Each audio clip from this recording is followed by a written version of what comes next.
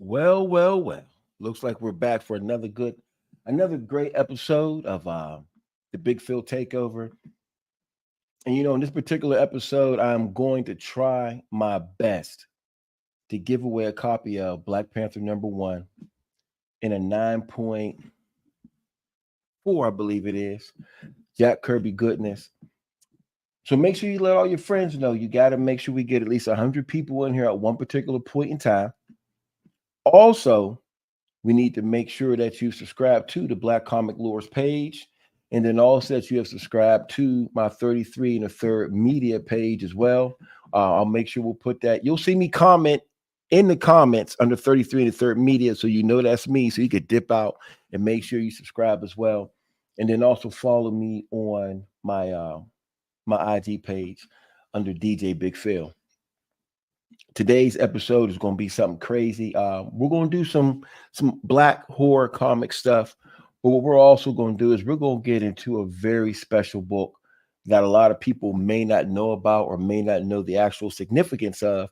That's a book called Eban by the great Larry Fuller, the living legend Larry Fuller. And there's a really dope story that we got that I want to talk about that picks up with a bunch of my comic book fraternity brothers, I would like to say. And we've done some great things with this particular book and trying to get some of the information out there.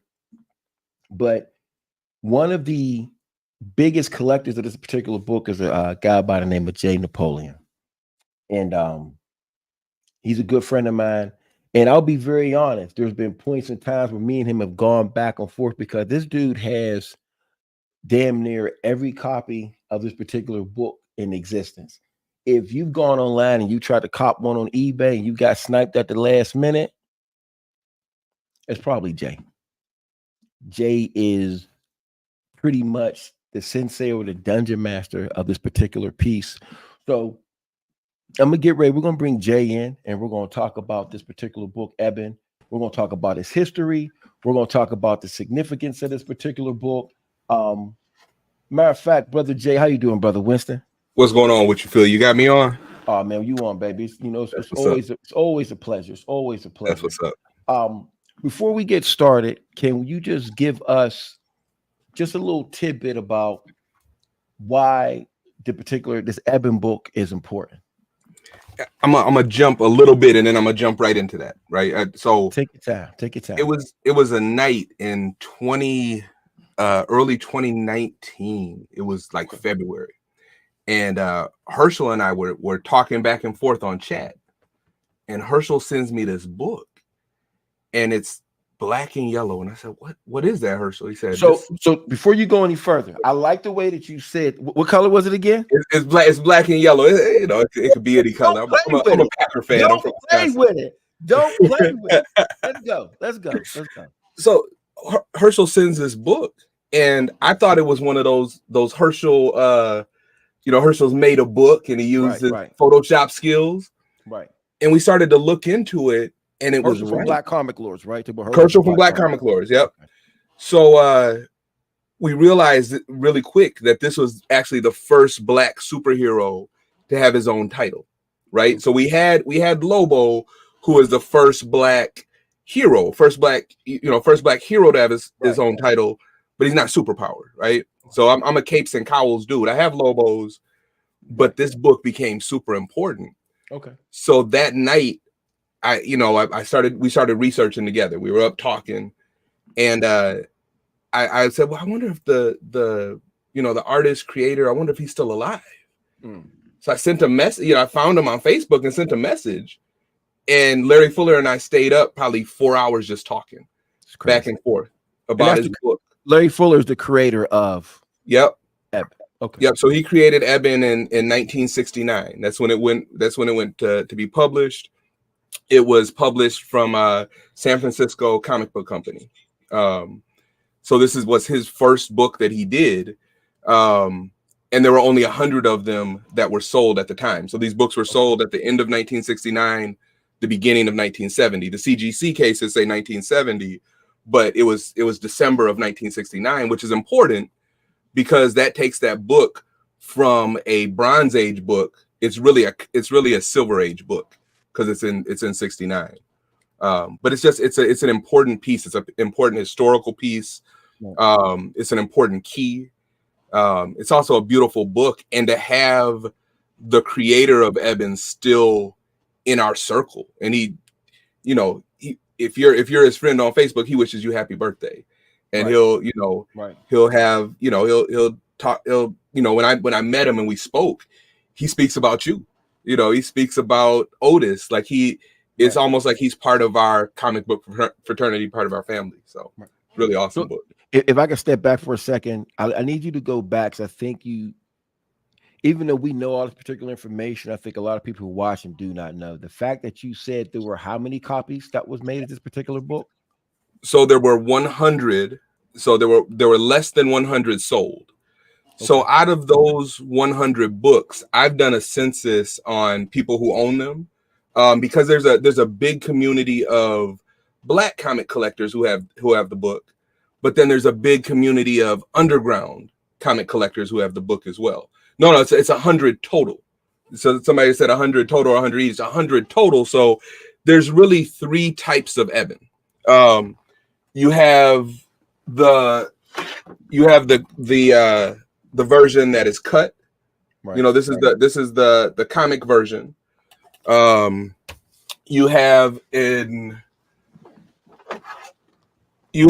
was the first one that came out. So this is the tabloid version, but it has the staples in it. So if you have this tabloid version with the staples in it, this was the first one that came out in 1969.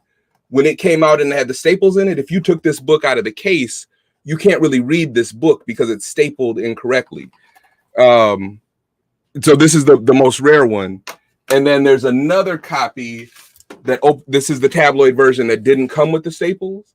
And this one, you fold it out and read it like a newspaper. So you have those 3 different copies, but it's 100 total of those. Less than 100 total. Yep. So I need for people to understand real quick. Also, Larry Fuller is a Black creator as well. I'm not sure if we want to emphasize the fact that this is a black created book about a black superhero, and it was actually the first black superhero in his own title, Capes Yeah. and Cows. We'll do it Capes and Capes and Cows. Cows. And there's less than 100 left on Oh the yeah. planet. And I want people to understand that this is not an inexpensive book. Let's get that out the way. And if you look at this brother's behind Brother Jay, he pretty much has all of them. Nobody has any copies besides for Jay. I'm just playing, but for the most part, Jay definitely holds the record for the most Ebans, and I think that's a dope testament to him as a collector, and the fact that this book is ridiculously hard to obtain. It is. It is. And can you give us a little talk about your relationship with Mr. Fuller? So our relationship is definitely it's grown. So we went from, hey, I'm a super fan, right? Okay. And that first night I'm asking him, like, can you do me a just a custom piece? And he said, I've never really done one before. Okay. So when I bought my 9.0, he actually surprised me with the custom piece. And so this is the custom piece, and it says, to my friend and fan J. Napoleon Winston, thank you muchly for your appreciation, Larry Fuller. Now the wild part, I had to put on my gloves for this, my black gloves. The wild part is I thought that piece, right? Right. I always said, oh, this is because other people, he's done pieces for other people after that. But I always said this is the first time that Eban was outside of the book, right? So this is the first time that he was outside of the book, and that's almost 50 years later. He got me that piece in the summer of 2019. Okay.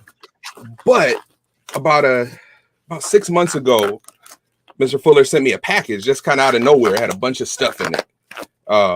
Bunch of different things. It had letters between him and Grass Green, who was another black underground writer and artist. But within that package, y'all see the black gloves, right? So y'all know it's about to be serious.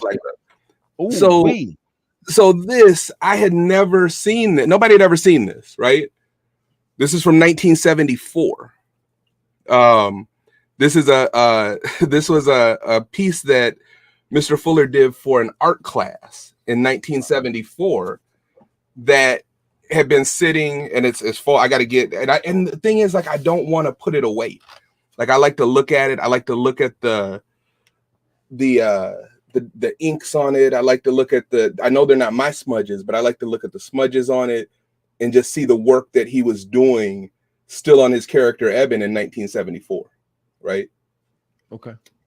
So this was actually the first time that Eban was outside of the comic that's kind of known to us. So yeah, somebody said that Grass Green was a fan. I love Grass Green stuff. You know, I love his underground work, and the cool thing is that, you know, speaking with Mr. Fuller and Grass Green had a correspondence together. So I actually have some letters here between the two of them, and Grass Green had a special paper that he sold.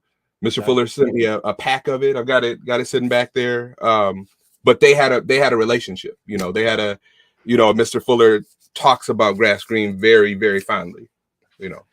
So and the one thing too, for the people out there, if you look back at that particular piece, the fact that these particular individual pieces are graded, those are some coveted black books. Those are rare. I mean, there's under 100 left in existence. You know, regardless of whatever grade you get these in, these books are special. And also, Brother Jay has given me some love, and he's going to actually donate these to my exhibit that's coming up in 2024. So when you're in the Pittsburgh area in 2024 in June, you'll be able to see probably the Guinness Book record of the biggest collection of Eban's #1. And I appreciate that too, my brother. Oh, most definitely, brother. And it's like there's one sold at auction tonight. I think it was 1,600 that one sold for. But just to speak to the rarity of the book, right? So I have 12. There's other people who have 2, 3. there were 14 of the books that were destroyed in a storage unit. So there were 14 of the books were destroyed that way. There's 5 of the books sitting in either university or public libraries that are out of, those are just out of circulation. You're not going to get those. They're Ohio State, I think Michigan. There's one at San Francisco Public Library. You can go and get your hands on them in their collections, but you're not gonna get them. So the book is actually more rare than even that less than 100 because they're just taken off the board. Are they? So you were saying, are they allowed to go to Ohio State or wherever and actually look at the? Are they have to flip through the pages at all, or can they just view the book? No, you can. I think you can. So when I called each university to figure out which type of book it was for my census, and they're in a special. They're all in a special collections. Okay. So you could probably see them maybe, but you definitely can't get your hands on them, flip through them, and read them. Definitely okay. So just to recap, right now we're talking about Eban #1 by the great Larry Fuller. And, if we're being honest, Mr. Winston is pretty much the Eban historian on the planet. Like, if you've been listening, not only is he giving us these particular facts about the particular book, he's giving us numbers and he's breaking these particular things down. And these are not just numbers he's come up with. He's actually gone out and has done the research, made the calls, crossed his T's and dotted his I's. And, that is collecting on a totally a different level. A personal question I have is, what made you want to start to track down and make a census of the particular book? And give me the honest Winston answer. Don't give me the TV answer. So to be honest, I sold one of these books. So there's 12 up here. I should have 13.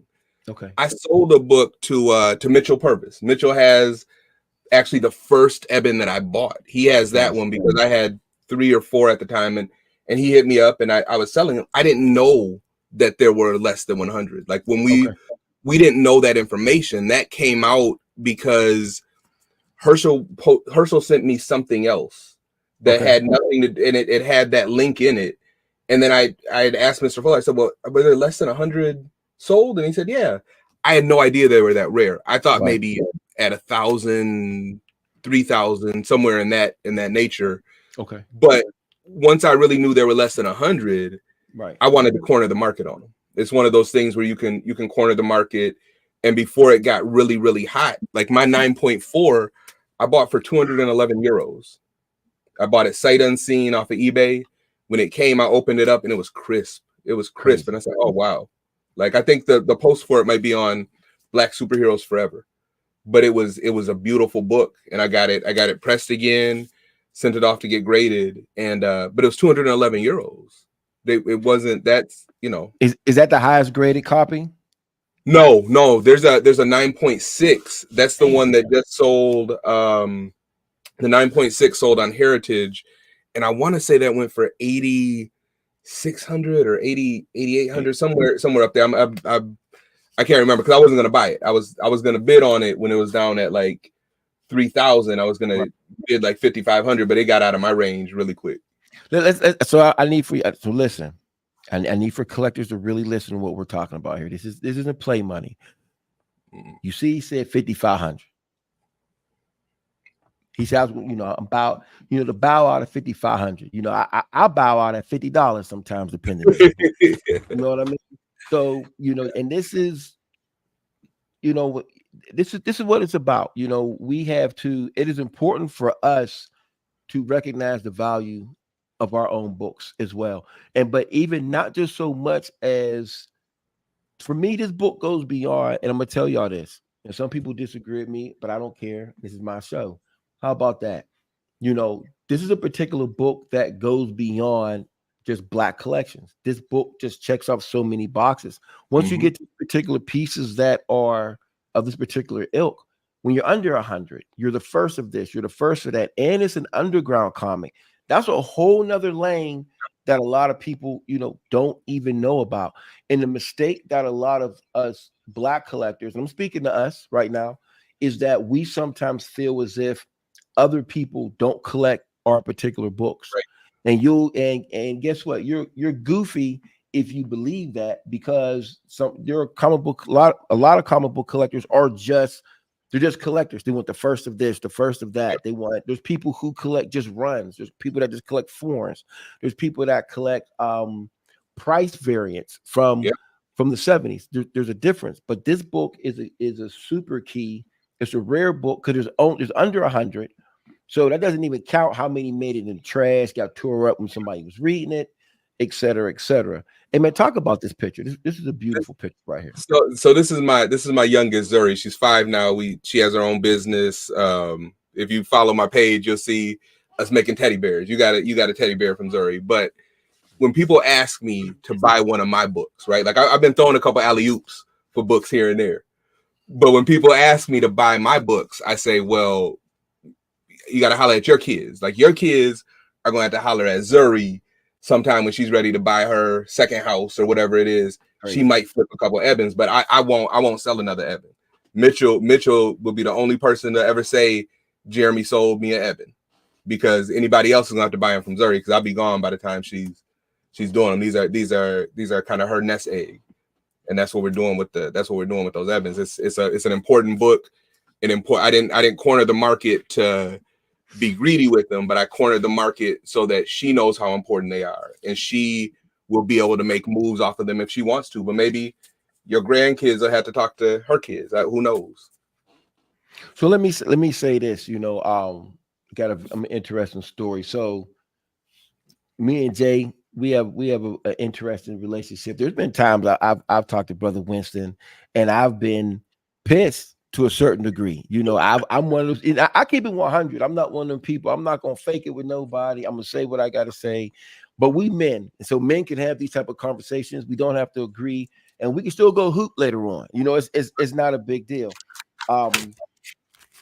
I was one of those particular individuals who I was damn near like, yo, brother, can you please sell me one of these pieces? Please sell me one of these pieces. And I was also one of those people who was getting outpriced by Brother Winston. I own Pocket Watch, so I can't be mad that he's able to go up a couple more thousand than what I'm willing to go. Not saying that I can't do it, but sometimes I just can't do it at the time, brother. Right. Or I may have just bought some other stuff. But the one thing I will say about Brother Jay is that he will throw an alley-oop here and there. But he's not like Kobe. He's not gonna hold the ball to the last second. He may throw it every once in a while. But this brother did throw me an alley-oop, man, and I really appreciate it. So I'm gonna give y'all a sneak peek. I do a show called Collections in Black, and I also do a little mini piece that I call Black Glove Moments. And this particular weekend, I had a Black Glove moment, so I didn't add some of the extra graphics to show what it is. But I'm gonna show you my actual Black Glove moment from Saturday, and then we're gonna come back.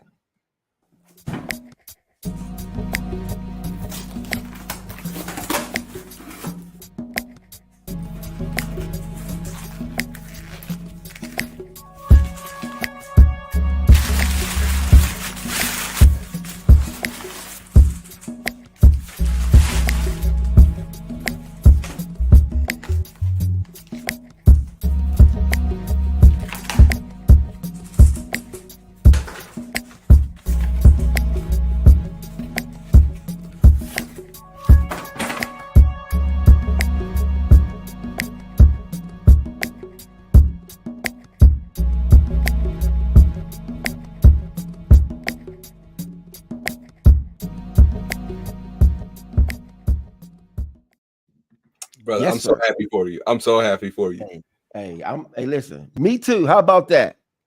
Boom. And listen, and you see which one it is too. Yes, sir. Yes, sir. And that's a tabloid joint. And I want to give a shout out to Jason Hamlin over in Richmond, VA, from Cerebral Vortex. There's a store over there in Richmond. It was funny because me and you were talking, and I said, yo, I really want this piece. And just to give a little backstory, I'm in the process of doing a documentary as well. and I was going to. This wasn't going to be a Black Love moment. Me picking up the book in at New York Comic Con was going to be me actually picking up the book after I had paid for it. But unfortunately, some things beyond my control, I wasn't able to make it to New York Comic Con this particular year. And I talked, and I talked about that on last week's show. But part of the reason why I was so upset was because I was going to shoot myself picking up my Eban. You know what I mean? And that would have just been super dope. But the thing that I just want to say, man, brother Winston, I really appreciate you throwing me that alley oop and hooking me up. And it's funny because when you threw me the alley oop, I'm like, Jason, I've already bought some books off him before. And this is somebody that, I'd already know. So on the flip side, as collectors too, ask questions because you never know who has what, to be honest. Mm-hmm. And that happens all the time. But I just want to say, man, I really appreciate you throwing me that alley oop because I know, you like to be stingy with the ball and you like to dribble till the 24-second clock goes out. Bro, I'm glad you got it. And it's funny that Jason had the book because I met him in a group of mostly white underground collectors. Right. And a lot of them had Ebans, and I was building my census. And I got all of their books on the census. So like I knew the guy who sold the 9.6 before he sold it. Like I already had him and his book on my census. So okay.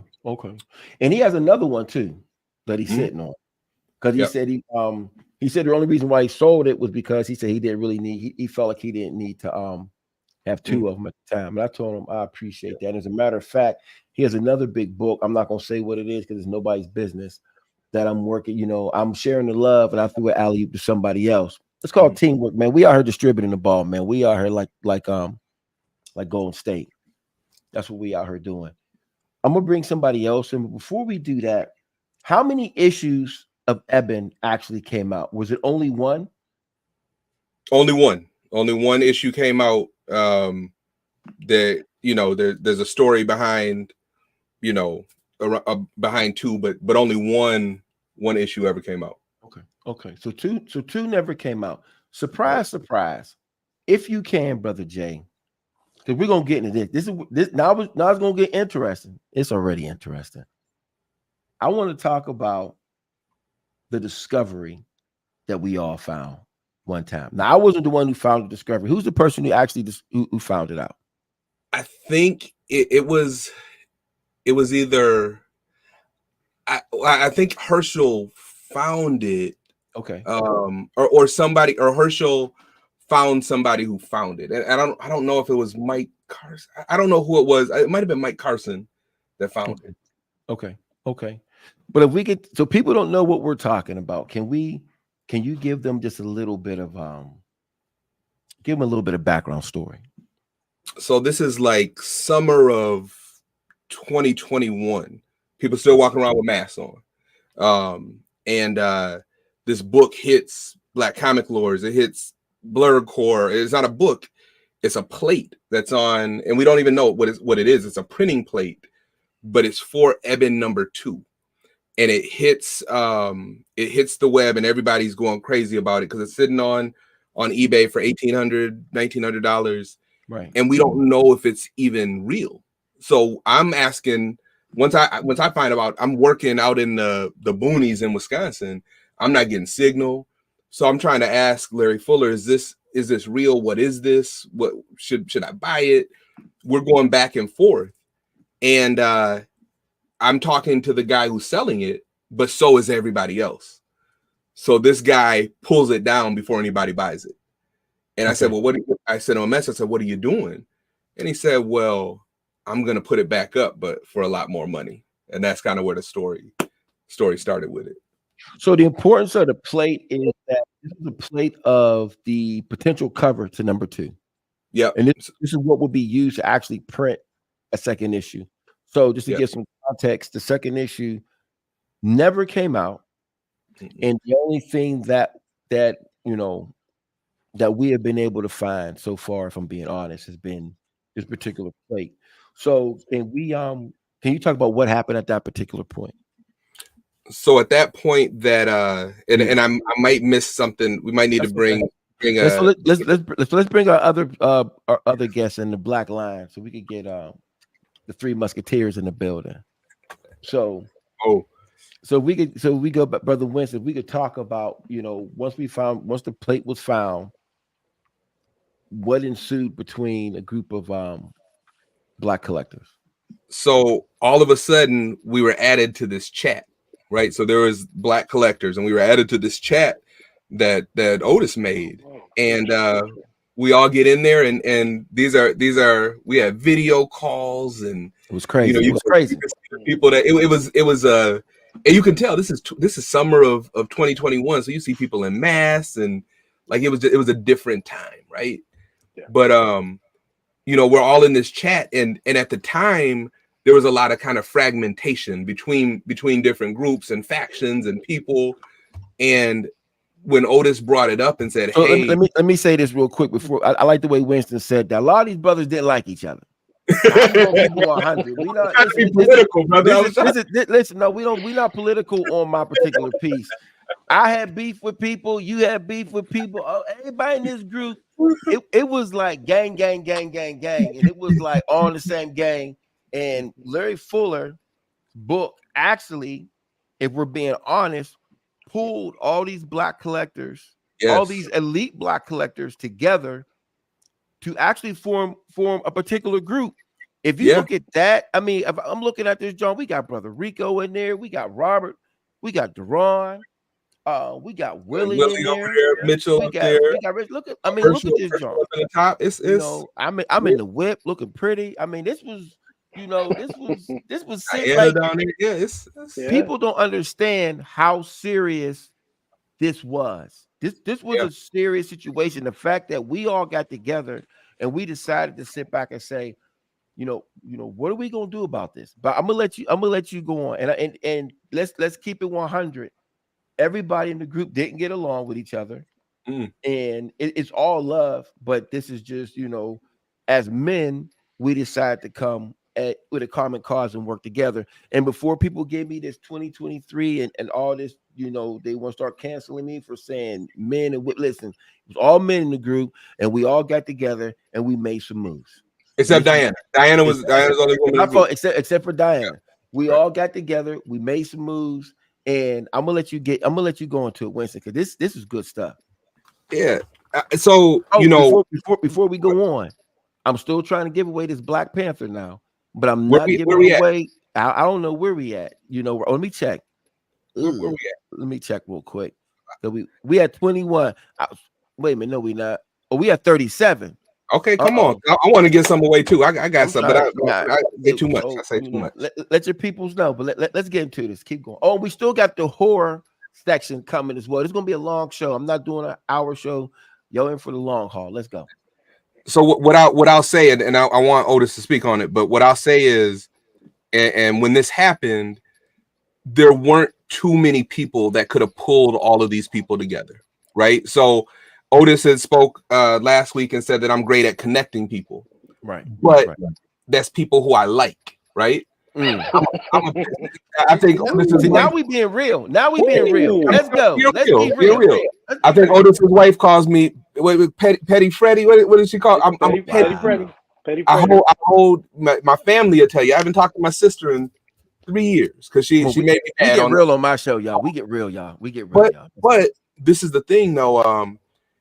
It took Otis to bring all these people together. Like I couldn't do it. Like that's not my particular gift. And I don't think it could have been anybody else in the group besides Otis that brought these people together, because when we sit down on these first calls, I'm sitting there with Deron and I get along really well, but we were about to be bully boys in the meeting, and Otis shut it down real fast. Like that's not what we're here for. We're here for this. And I was like, oh, let me straighten up and fly right and see what we here for. So it took that specialness that Otis has to bring all these people together for a common cause.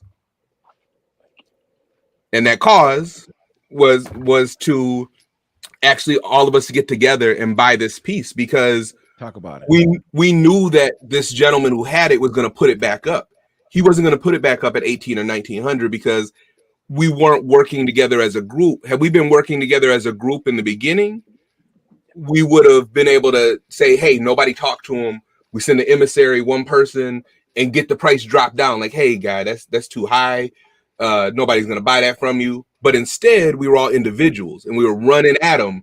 And he said, oh, I got some here. I got him. And he took it down, and we knew he was going to throw it back up, but we didn't know at what price.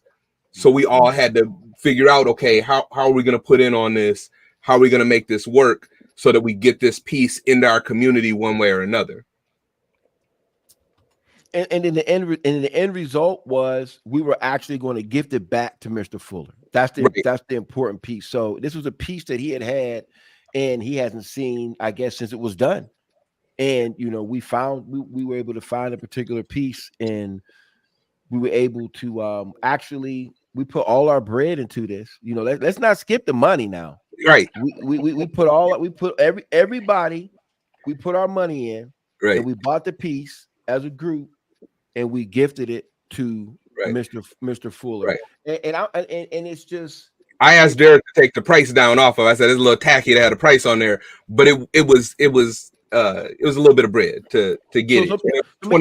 So let me say something. It ain't tacky to show no numbers. people know, I'm being for real, because we're not gonna put it up now. It's not tacky to show no number. People need to know the number. This is real life. This is real. This was a once in a lifetime situation. We'll talk about that. We'll talk about that later. But if there's anything you want to add, please do, brother. Hello, how's everybody doing tonight? Thank you, Jay. I was ready. I was ready to get into this conversation. But you kind of knocked the wind out of me with that. Thank you. I appreciate the kind words, and thank you. So okay, I'll get through this. Well, as they said, we weren't really getting along. There's little beefs here, little beefs there. This person's talking about this person, this person's talking about that person. It got crazy. It really did. People weren't talking to people. There was side messages going on. Stop the madness. Let's go. We are supposed to be in this to have fun, talk about books, the hobby, the collections, flex on people, show what you got. You know what I'm saying? Get ideas to get stuff, get new stuff. But it was just a bunch of bickering, a bunch of bickering.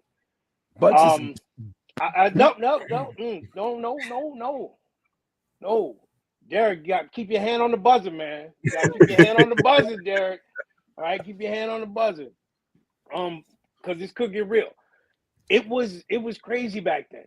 It really was. It was like my wife knew certain people's names because I talked about them every day. Do you know what I'm saying? It was nuts. It really was. It consumed a part of my life. I was thinking about it all day long, and messaging and getting online and hearing this message, screenshots, send it to somebody. Did you see that? Who is he to say that? I can't believe he wrote that. I mean, it was nuts. It was nuts. Yeah. I participated in it. I participated in the mess too. I did. So I always said it was kind of like Wakanda. We were Wakanda. You know what I'm saying? The nations. You over here, you over here, river, border, mountains.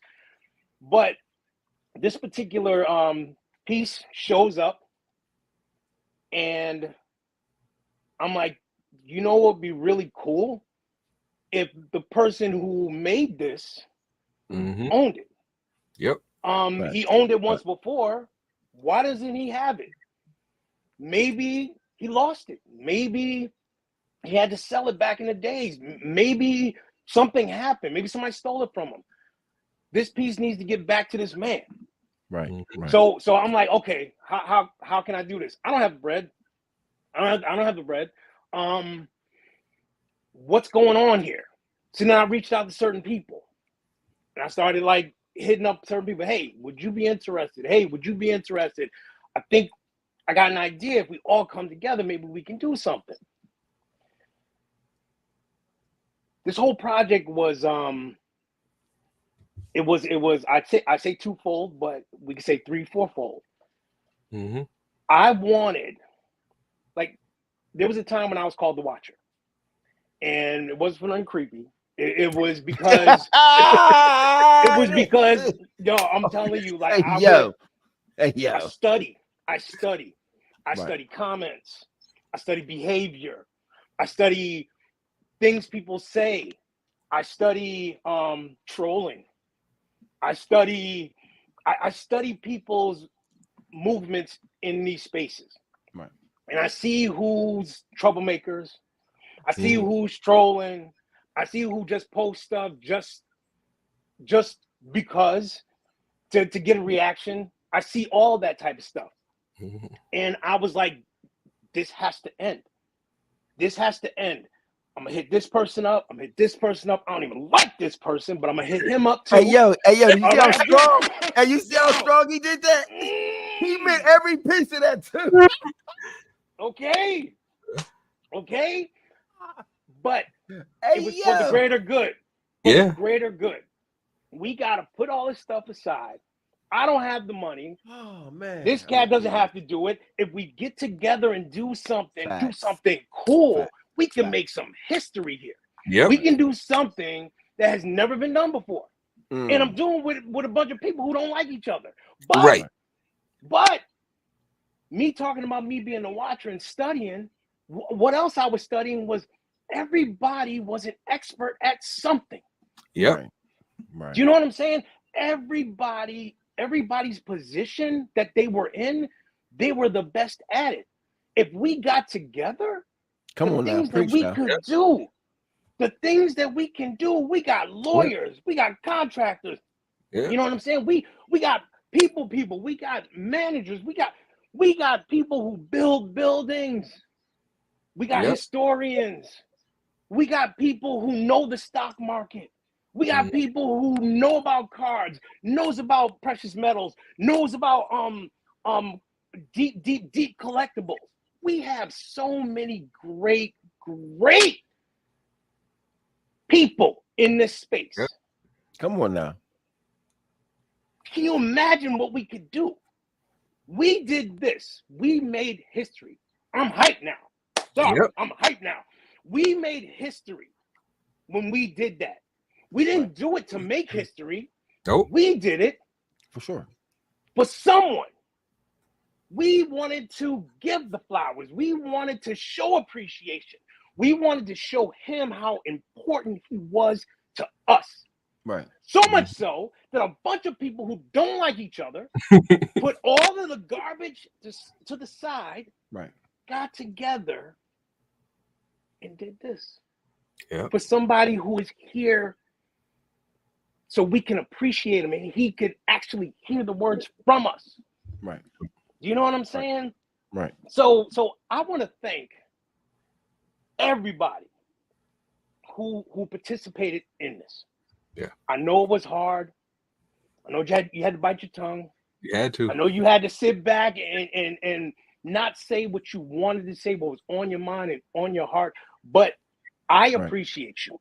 And I thank you because you put your feelings aside, your what you had for the greater good. Now I'm going to piggyback on this. Okay? That was the good part. That was the good part. That was the good part. Okay. Now, as I said, there was more to this project. For sure. I'm a mad scientist. I put stuff together. I peep scenarios. And I don't look at tomorrow. I look at next week and next month. I told myself, if this group of awesome, talented, bright people can get together on this one subject, it will show them that we don't have to like each other. Nope. We don't have to talk to each other every day. You don't need to know who my wife is. You know what I'm saying? We don't have to be like that to work together. Right. We can accomplish so much together. And that was the proof. Yep. That right there was the proof. For sure. And I wanted to show everybody that we can do it. I knew we can do it. And that's why we did it. That was part of the reason why. Because my thought was, if we did this, imagine what else we can do. Oh yeah. Imagine us going in on a stock or on a dope book and it being property, and we can be shareholders. Imagine opening up a museum and things that you guys are doing. You know what I'm saying? Like we are so talented. We are so dope. We're so dope, and that's why I get the way I get, because I'm looking around me, right, and I see all these great people, and all we're arguing about are the way Funko Pops look, or here he goes, or hold on, no, or is Black Adam black and right, and right, you know and stuff like that. And Yeah. that's part of the process. That's it's part part of why it's we got part of into this group. it's part of collecting. It's part of It collecting. truly is. It truly is.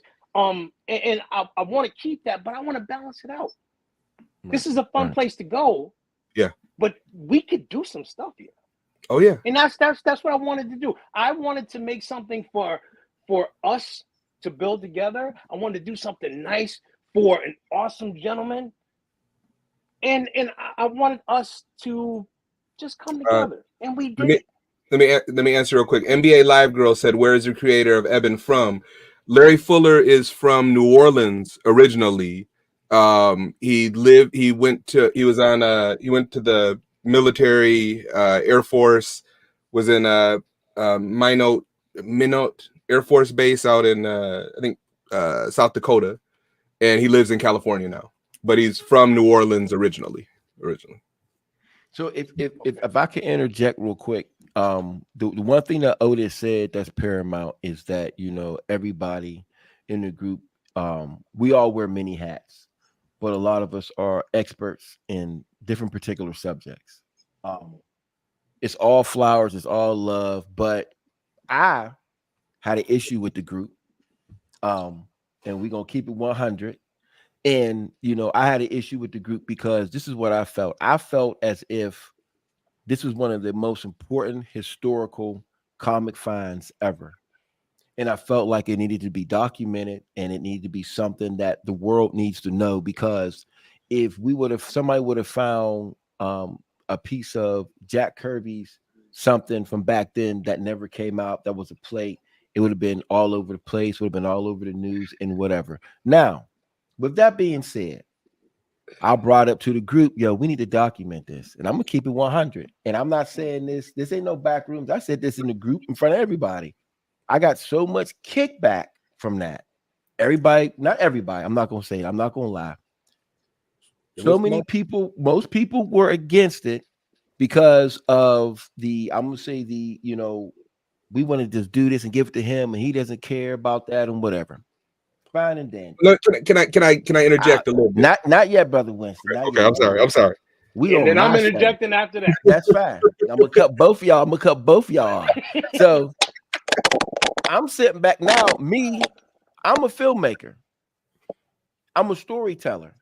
And the one thing that I know is that we always argue, we always say this bullshit about not being able to tell our own stories. Now we have the perfect opportunity to tell that story. We're telling it now, but I'm just saying we had the perfect opportunity to tell that story. And for whatever reason, a lot of us didn't want to tell that story. My whole thing is, you know, my mother was a history teacher, and I understand about the importance of history. I understand the importance of documentation and the importance of getting this out. And I understand when people were like, well, maybe Fuller didn't want this, or et cetera, which is fine and dandy. But what I do know is that months later, there was an entire exhibit in Cali dedicated to this book, and the plate that we paid for made its way there. I remember seeing a a video about it's so great that we found this plate and blah blah blah. And I'm looking, and I will say this: a lot of y'all, all of y'all who told me, no, we shouldn't do that, all hit me back up and said, yeah, Phil, you was right. So I appreciate that. I appreciate that. Jay, I'm about to cut you off in about 5 seconds. So just let you know. No, it's not. But here's the thing, though. I do have a documentary coming out, and I'm going to talk about that, and we're going to make that happen because it's important that that story is told. And the fact that we're doing this live now, we're kind of telling that particular piece of history as well. But for me, I believe in that our history is just as important as everybody else's history. And I felt like that was way too important. It was almost selfish of us to keep that historical moment to ourselves. But I want y'all to go ahead because I know y'all going to disagree, and that's fine. So I'm not gonna say that I know Mr. Fuller the best out of everybody in the group, but I think I had the most conversations with him. And let me tell you something, Winston. As my homeboy, I don't give a damn because see the color. You see the color. What's the colors that's on this? What's the colors? What's the colors? Let me interject properly. What's the colors? What's the colors? Black and gold. But I'm an alpha, so it's, you see my JW 1906. You should know better. 1906 means something. Let me just so with the conversations that I had with Mr. Fuller, right? So we had sent him an Eban appreciation. We bought him his favorite beer and a hat. And Mr. Fuller told me he used a word that I didn't know. He said, whatever you're doing for my birthday, be judicious. I had to ask my wife because she's 5 times smarter than me. I said, baby, what does judicious mean? She said, don't be a damn fool. Like, don't go out and buy him something too big. He said, get him something nice and he'll accept it. That's fine. So I knew that this gift was really big. So I didn't know if he was even going to accept the gift that we had got him. I thought we might have got to a point where we had 22, 23 people in on this plate and we were going to be trying to figure out what to do with it because everybody was a shareholder. I had it at my house. So I'm like, I got to send it out. I didn't take pictures with it. I treated it like I didn't put it next to my Ebans and take pictures. These pictures are on my desk. There's the pictures those 12 pictures, that's the only pictures I ever took of it because I felt that we all bought it together. I didn't want to put it next to my Evans or take pictures with me holding it or any of that because it wasn't mine. But I will say this: I had dinner with Mr. Fuller a couple of months ago, and I asked him. I said, I said we were having this discussion when we bought the plate. We were talking about the plate, and I said, I said if we were going to give it to you, but we were going to do a documentary at the time. And he just kind of was like, nah, homie. He was like, nah, that we wasn't going to do that. Like we would have been, had we brought it to him and said, and that's the God's honest truth. He was like, We were probably a couple drinks in at the time and having a good time. But he said, no. Like, and I knew that he wasn't going to let us give it to him and make a production out of it. It doesn't mean that we can't talk about it later. So even that going to UC Riverside, when John Jennings was doing that show at UC Riverside, Professor Jennings didn't know about the plate. Professor Jennings found out about the plate because I gave him the information. I gave Dr. Jennings the information so that we could get the plate out in the open. Now we can start to have a conversation, but we couldn't have it in 2021. We needed to be having a conversation later down the line, but we couldn't have the conversation as we were gifting it to him. Like it would have made everything. We wouldn't be having this story. We wouldn't be having this conversation now if we had done it then. And I know where you're at from wanting to document it because you're not wrong. You're not wrong. I know I'm not wrong. I don't need you to back me up on that, brother. But situationally, it wasn't going to work. Like he wasn't going to accept it. And now the story becomes a whole different story. Right. And it was just where it was. So here's the thing, Winston, too. As a filmmaker, you have the initial conversation about making the film. But once you get ready to the film, you figure out the best way of making that particular situation happen. That doesn't necessarily mean me showing up with the camera while he's at the mailbox getting it out. You know what I'm saying? So it was just, and I see Brother Rice says everything happens for a reason. That's true. And sometimes that's bullshit because sometimes things are happenstance. Sometimes you have to make things happen. There's too many opportunities that we miss. I'm not saying this is one, but there's too many opportunities that we miss because we're too scared to make a particular jump. And we call taking a leap of faith. Sometimes we don't take that leap of faith, and then guess what? We're still stuck where we are. I'll give a prime example. There were moments where, and I'm talking about myself, I would sit back and I would say, you know what, I want to do this, but I would be too scared to do it. Right? Not necessarily scared, but we kind of question everything. And then what happens is somebody else does it. And you're sitting back and you're saying, damn, I should have did that. And that happens to us way too many times. I'm not saying that is this, because at this particular point, I feel like we now have some other stories to tell. And regardless, I was the type of person, I'm a team player. You know what I mean? So with me being a team player, I sat back and I said, you know what, I'm gonna sit back, I'm gonna do what's best for the team. Somebody said, okay, so where do we go from here though? I mean, what do you mean? Great question. It's not a great question. Fuller got the plate like he was supposed to. Fuller got the plate. We paid for the plate. We gave it to him. We're talking about it, and he was able to have it in a particular over with Brother Jennings in the museum piece over there, and it did what it is. Hopefully. Now, that particular question he's asking, I know Brother Winston can answer that, or he could wait to answer that. But I do feel like at the end of the day, regardless, what came out of this was better relationships between everybody in the squad. And the fact that even I was able to say, okay, I'm going to step back. I'm going to let them do their thing. And I'll just come back to this later, which I did, because I'm still going to have them in my piece, which is, my which is what it's going to be. But I was just trying to say, though, I don't want people to think that, we all came together and it all worked out and it was fine. No, the end result was right, but getting there, we had to get to some particular pieces. So I was adding on to the fact that, Brother Otis was talking about how we didn't all agree or whatever. The one thing we did agree on, though, was buying the piece and giving it to Brother Fuller. Yeah. Mm-hmm. I would say just also the message, and this is all private messages. I don't want Brother Fuller mad at me, then don't do it. He basically told me don't do that again. Like that's what when we gave him the plate, he said I'm taking it. Don't do it again.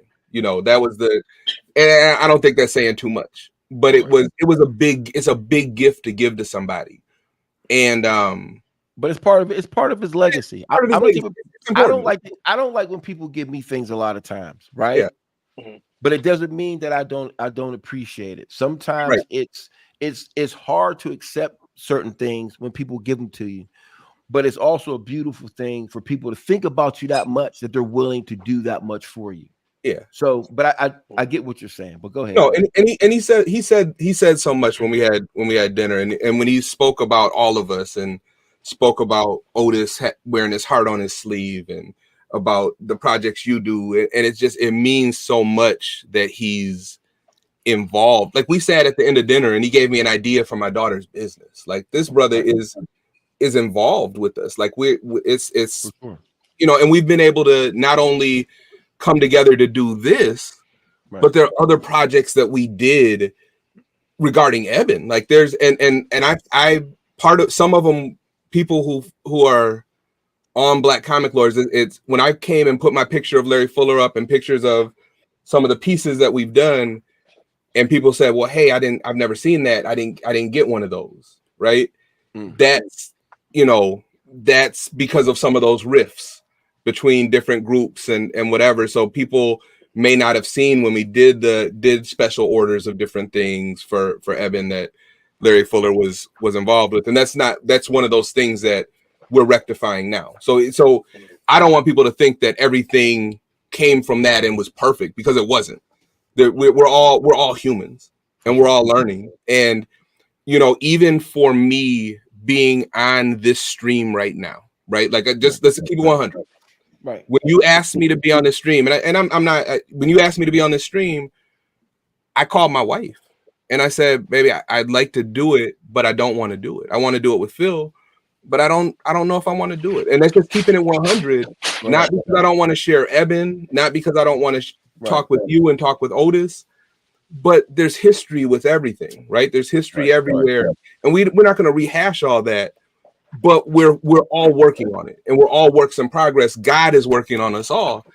So, you know, or the universe, whatever you believe in.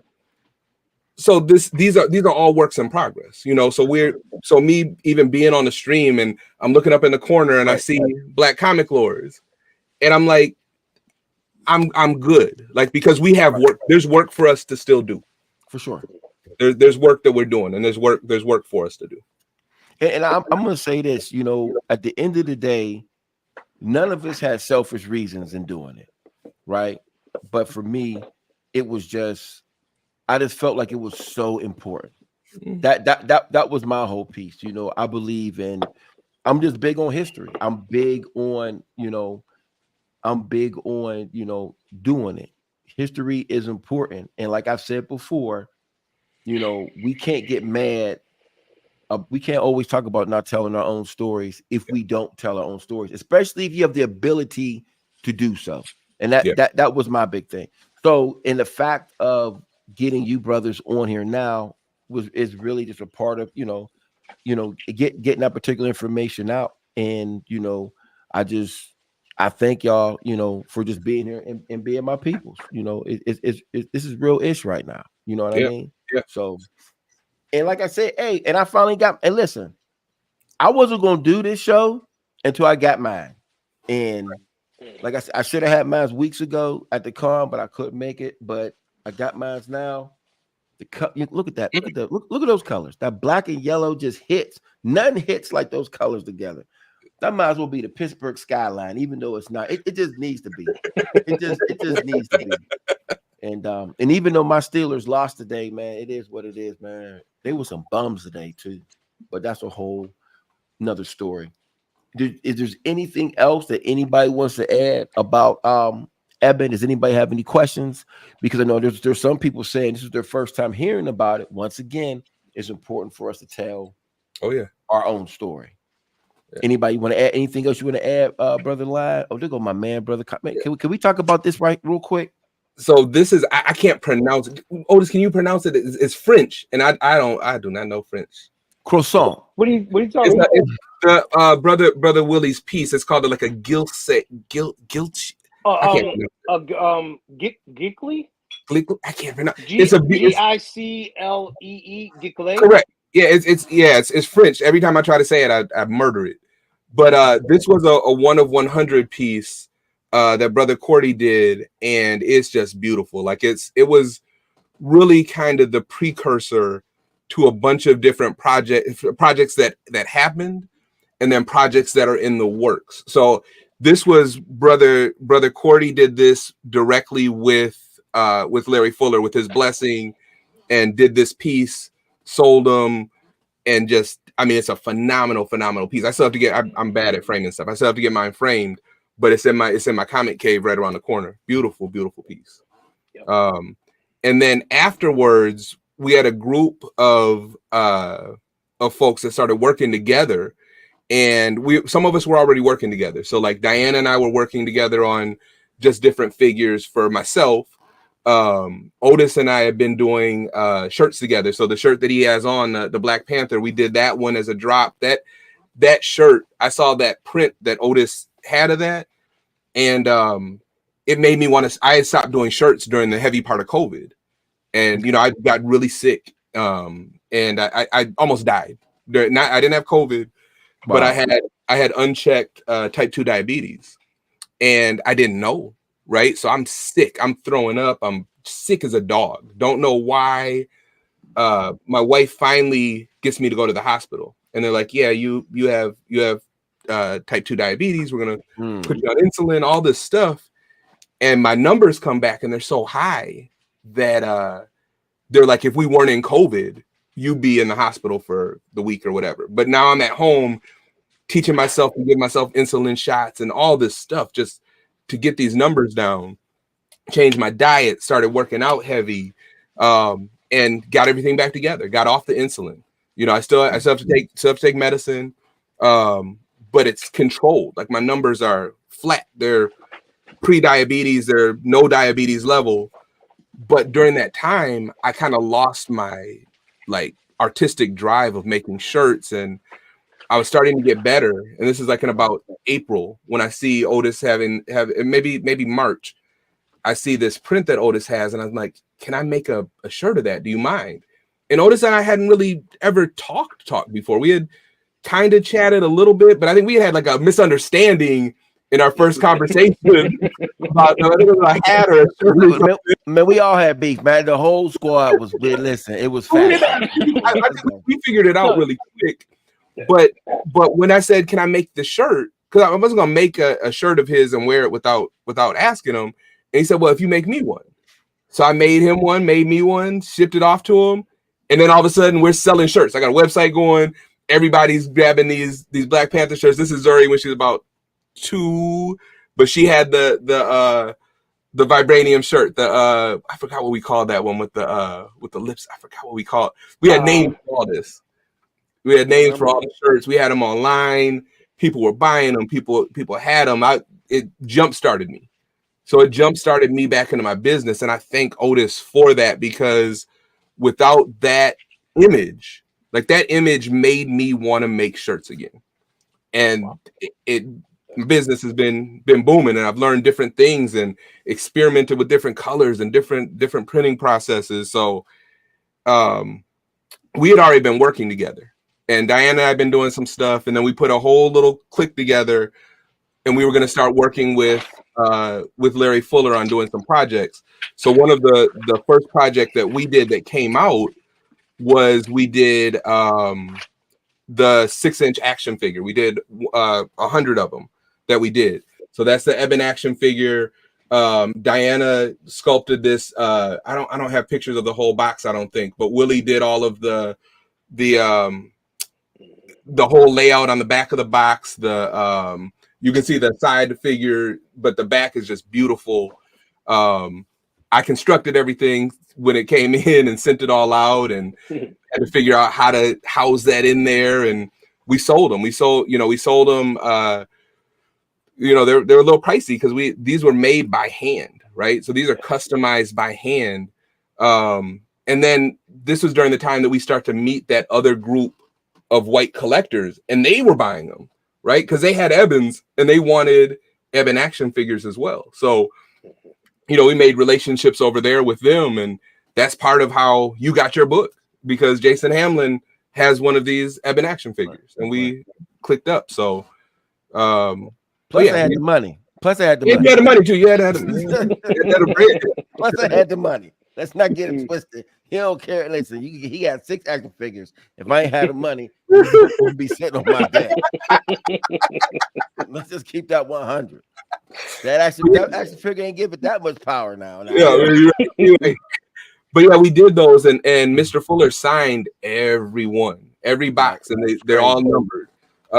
So this was kind of our first project that came out. We have more going on. So we have some things we can talk about, some things we can't. I know somebody asked early. There's questions that I don't know the answer to. Like somebody said, is there a second the second issue of Eban coming out? I don't know. That's not something I would be involved with. I don't know that. I focused on the action figures and the project that Otis is going to do. And somebody said, so Jonathan Taylor said, I don't have a book, have a figure, nor do I have a poster. Jonathan Taylor, what I do have is I have a conversation between you and I where you were supposed to order a figure. Don't do that. And you didn't put your money down. Don't do that to him. He's my frat brother. He's my frat brother.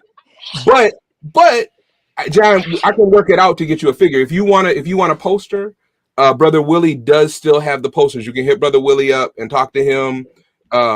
Willie Cordy Jr. about the posters. Action figures, I have one extra right now.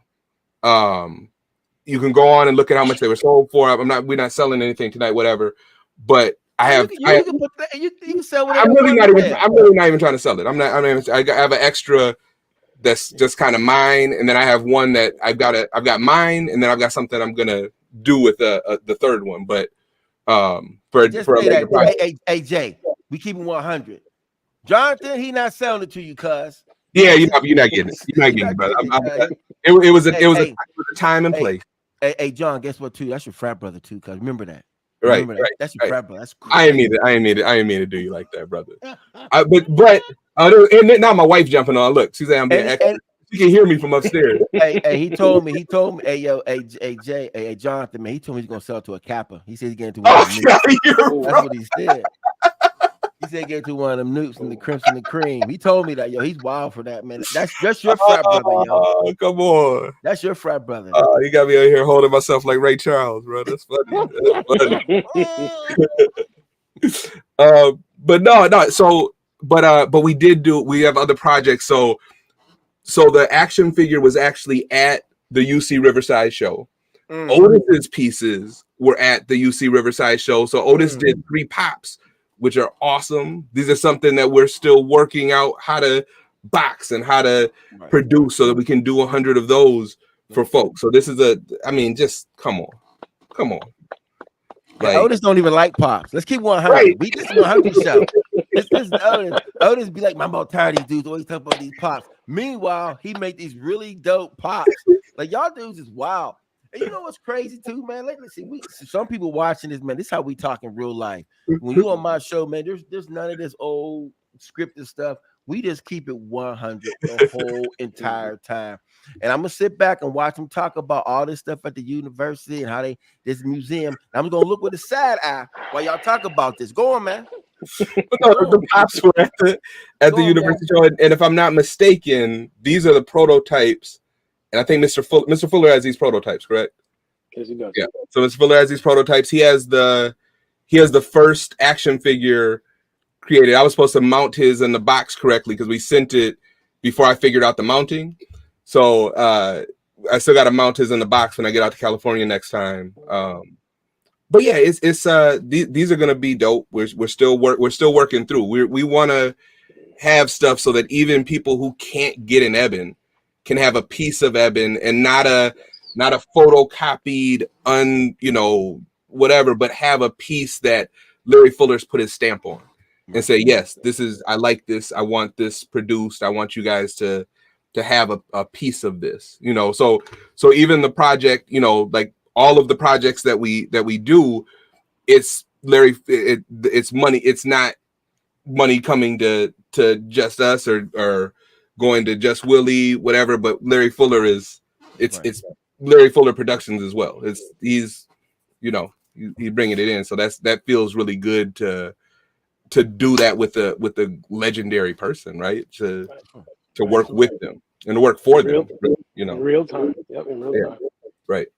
And it's just, it's one more time, like I said, it's just important that that we get this story out, and so people actually know. And this is something now people can go back and watch this and study and learn about Brother Fuller and his importance to the genre as a whole. He's important to the culture. He's not just a dope black creator. He's a dope comic creator. Like, this is a guy who's touched so many people's lives.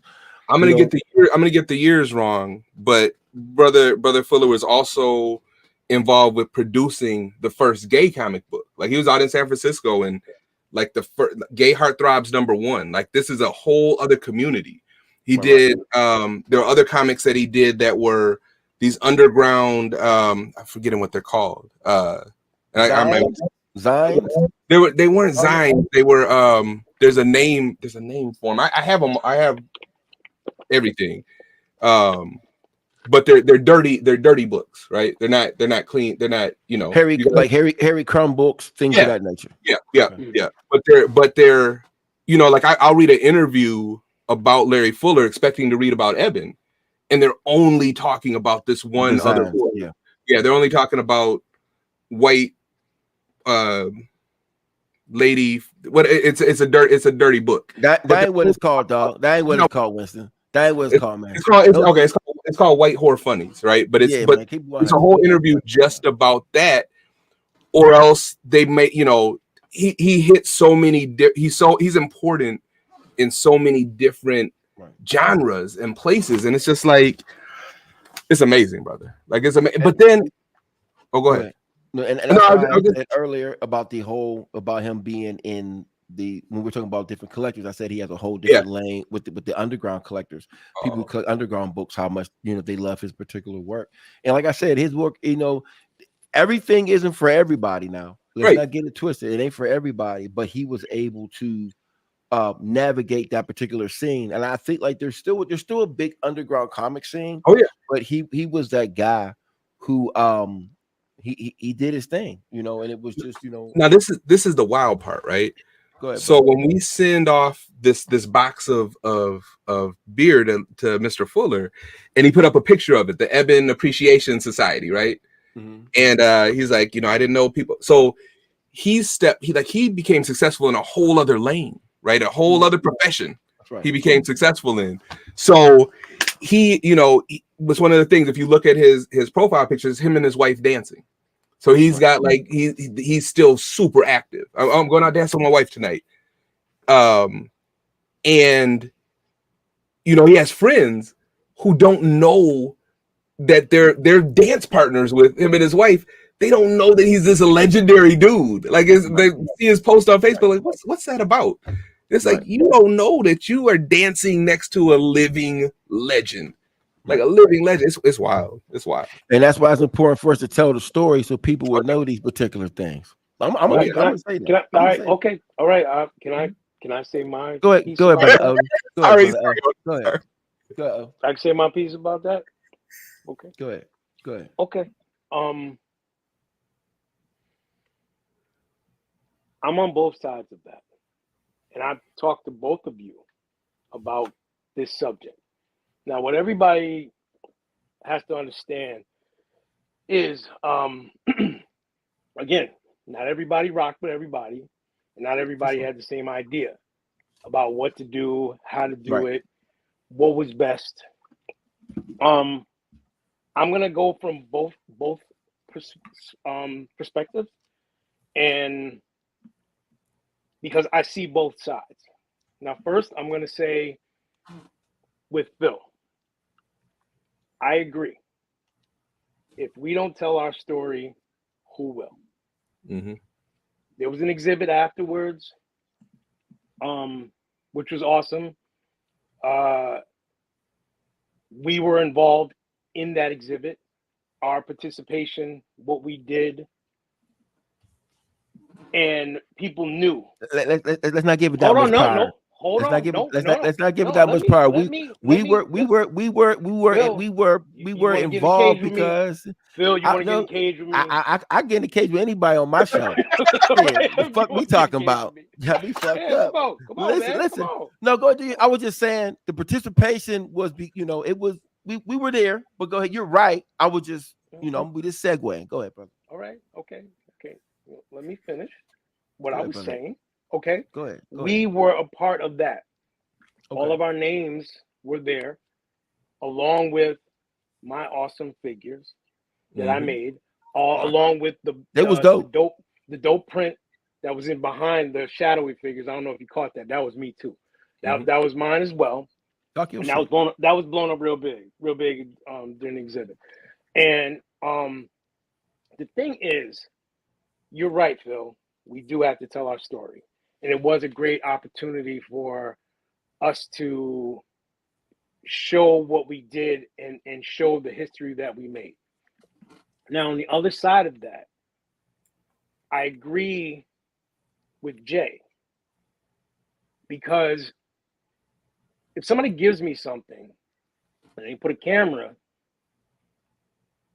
in my face while they're giving it to me, I will begin to question their integrity and why they're doing it, even if what they're doing is absolutely right, even if what they're doing is sincere and they're not trying to take anything from me or gain anything from this. I'm still going to look at you kind of sideways. I'm going to accept the gift. I'm going to say thank you. Then I'm going to smile for the selfie, right? But I'm going to think about it. and I'm gonna talk about you to my wife.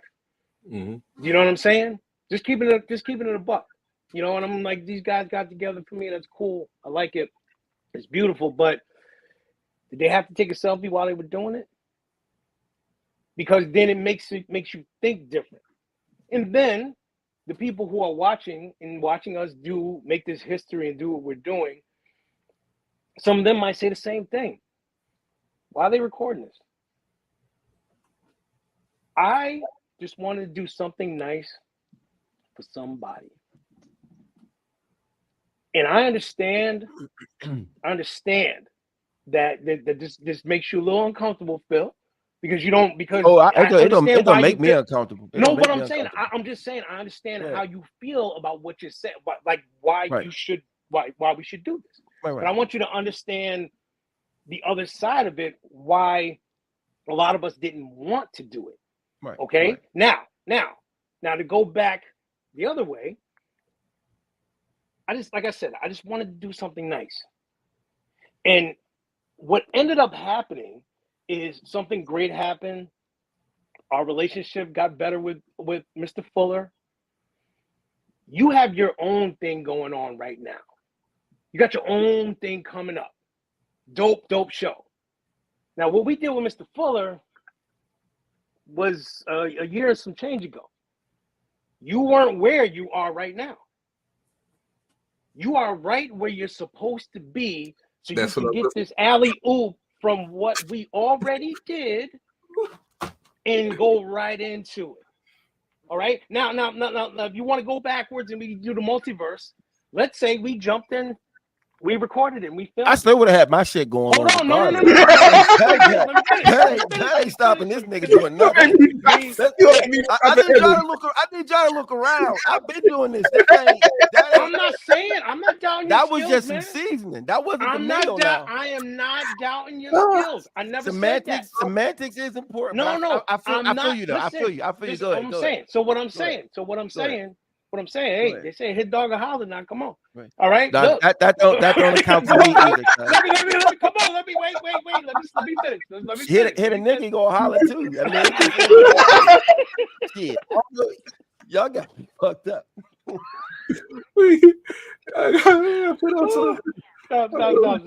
Stop. Don't make me laugh. Come on, chill. It's late. All right. Go ahead. Let me finish. This is all love. Go ahead. This is all love. It's all love. This is what we do. This is our daily conversations. Okay. You guys are being privy. You're getting the inside look of what we do. And this is every day, y'all. This is every day. Every day. So, like I said, so right now, you know, a brother made a comment and said everything happens for a reason. Mm-hmm. And I say it happened the way it happened, so Mr. Fuller could get our generosity and genuine thoughts, prayers, and what we were trying to do, and sit back and see who we really are. That we weren't doing it for glory. We weren't doing it to say, hey, look what we did for Mr. Fuller. We were just doing it because we love the man and we love his work and how important he is. And the fact that all of us who did not get along at all, at all, had this great man and his book in common. Right. Yep. So that's all it was. So now, like I said, now you're ushering in and going through. You got your thing going. He's gonna do something with you, and you got it now, because right now is when you're supposed to get it. Not then. Right. Then was when we were doing what we were doing it. Now we're talking about it. But let me clear this up real quick too. I agree with you. I'm not disagreeing with you one at all, Otis. But my thing was, it wasn't so much about like I already had stated, it wasn't about us pulling up with the camera and getting it. The fact that you had all these black brothers at one particular point getting together to do something, and we live in a world that says that can't be done, or we don't do that. Like we pointed out, we're from so many different walks of life. That is something that needs to be documented, not for us, but for our children, for our grandchildren, for the world to see. And so what happens is, it goes back to, we always talking about us not telling our stories not being told. If we don't tell our story, it doesn't matter how people feel about anything at a particular point. It's about the greater good. Like how we talk about the relationships, how people got together and we did all of this. At some particular point, it's about branching out and doing other things. So it is. Wait. So if you got how about this? And this is what I was trying to say before we started laughing. And I gotta get this out. If we went in the multiverse and we went back in time. I don't want to go in the multiverse. I'm gonna deal in the multiverse. Okay. We went back in time and we recorded it. Not like put a camera in his face, but we made a big post about it, tagged everybody who was involved, and did all and we did all that. And then he saw that and he was like, oh, okay, cool, that's cool. Still loved what we did, still loved the idea. And now your show, what you're doing is coming up. And you say, you know what, I want to do something with Eban.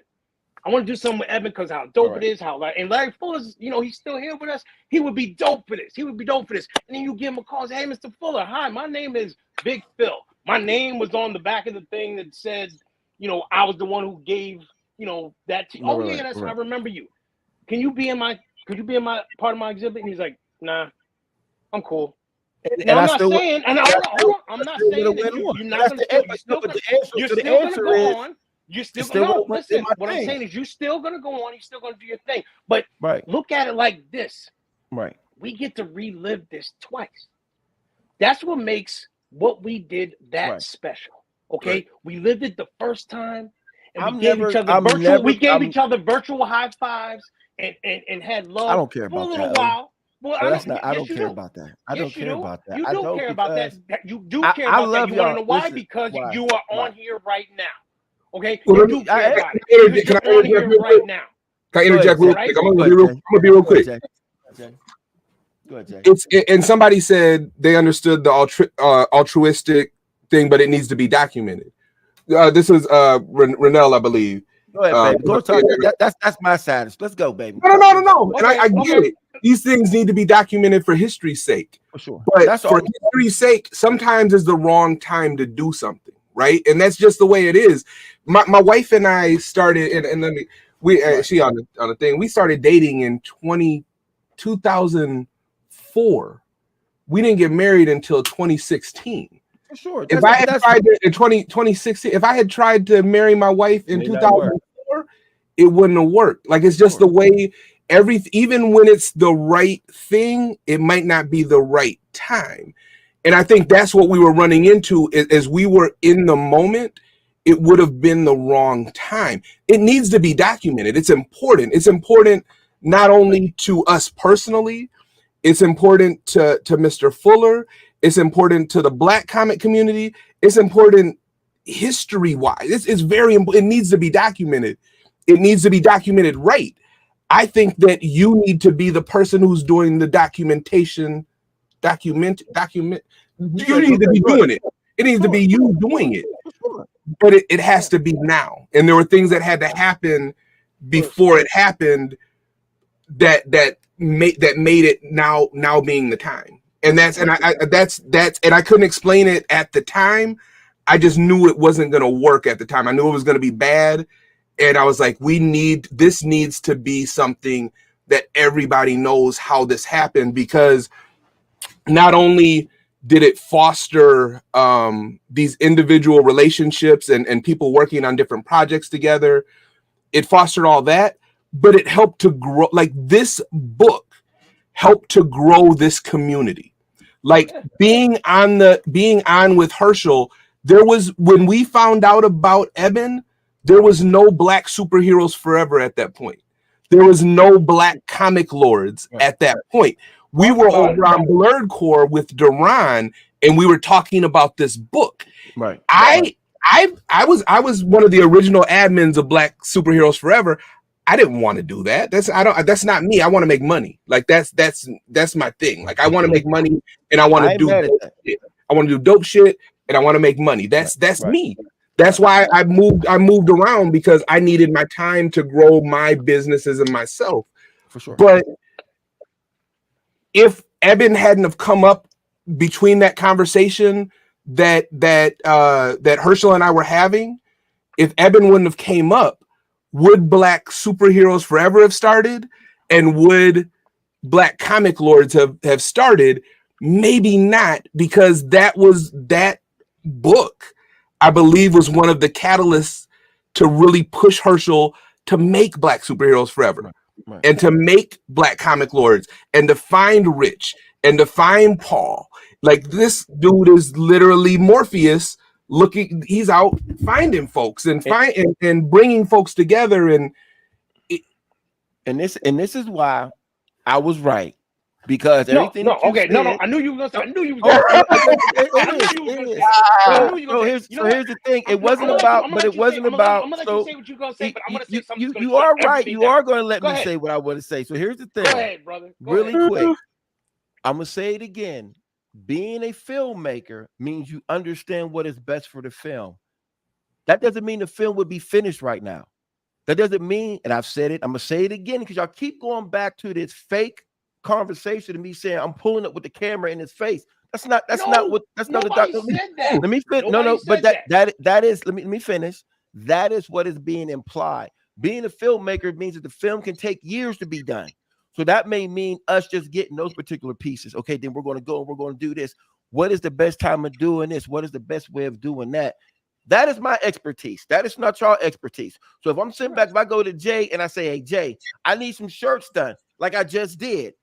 I'll say I need this, this, and this. I want the shirts done, but then Jay will say, okay, I can give them to you, but guess what? My press is sublimation. Wait a minute. I know what I'm talking about now.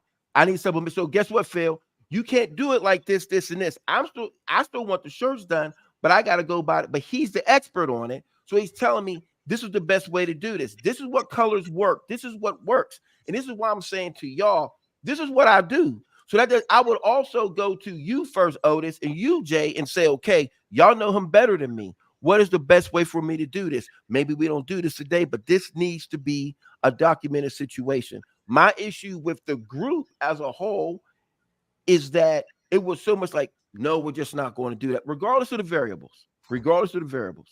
And the thing is, we're all on board now that this does need to be documented, correct? I don't think we were off board then that it needed to be documented. And I know we got to move on a little bit. Yeah, but let's move on. We can do it. We'll talk about this offline. In a private chat. No private chat. No private chat. I didn't think my shirts to show up on Monday. Hey, Jay, I'm gonna check the tracking. Right now. Show up on Monday, me and you have a problem. Y'all work your thing out. Y'all work your thing out. But I'm gonna say this, and then we can end it. You say about expertise. You say you're gonna come to us and ask us because that's what we know. I'm talking about him. I am not good. I'm so glad you said that. Thank you. All right. I'm so glad you said that. Thank you. You know me because it's coming. All right. Pause. All right. It's coming. All right. Anyway, you said you're an expert at what you do, and you will go to that person. Mr. Fuller is what? He is an artist. For sure. Mr. Fuller is an artist.